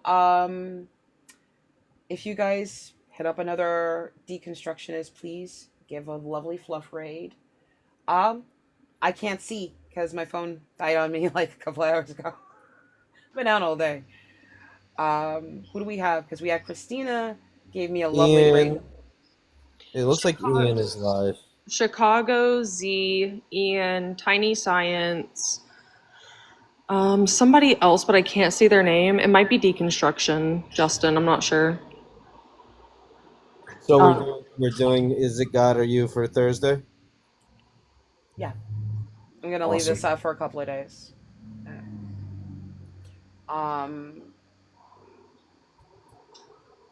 We have Z. I don't think I've given Z a raid in a little while. So Atheist Z is okay. Who else did you say we had up? Because Ian. I've never given Ian a raid. There's also Christ Before Jesus. There also is a new and upcoming person called Evidence First. Christ Before Jesus is live, you say, right now. Yep, Jaren's live, yep. Go ahead, guys, and give Christ Before Jesus a lovely raid. You have a couple of options of who you can go. Yeah, I think it was on earlier. And if you go to an enemy's live, give them a hateful rate. No, I'm just kidding. Give them a lovely fluff raid, too. Yes, give them a nice raid. Christian. I'm just kidding. In honor of Gaslight, if you find yourself on a Christian live, scrolling past, you go ahead and write you can go ahead and do a fluff raid. All right? They might hate you for it, but goodness gracious, it's going to be lovely. So, in honor of our Gaslight, we can always go. Christian if you want to raid. rate I don't know if they're on right now, but you can try Angelic Messenger. Fluff loves to hate Angelic Messenger. I do. He's pretty and dumb at the same time. It's like, oh. Anyway, like I love to watch him, but it's like when he opens his mouth, it's like, oh, oi, oh. Can't you just What watch a him on mute? waste. Yeah, I've tried, and he makes stupid faces. Anyway, it's a long story. When he's not really paying attention to our person, he's not really paying attention because he completely ignores them.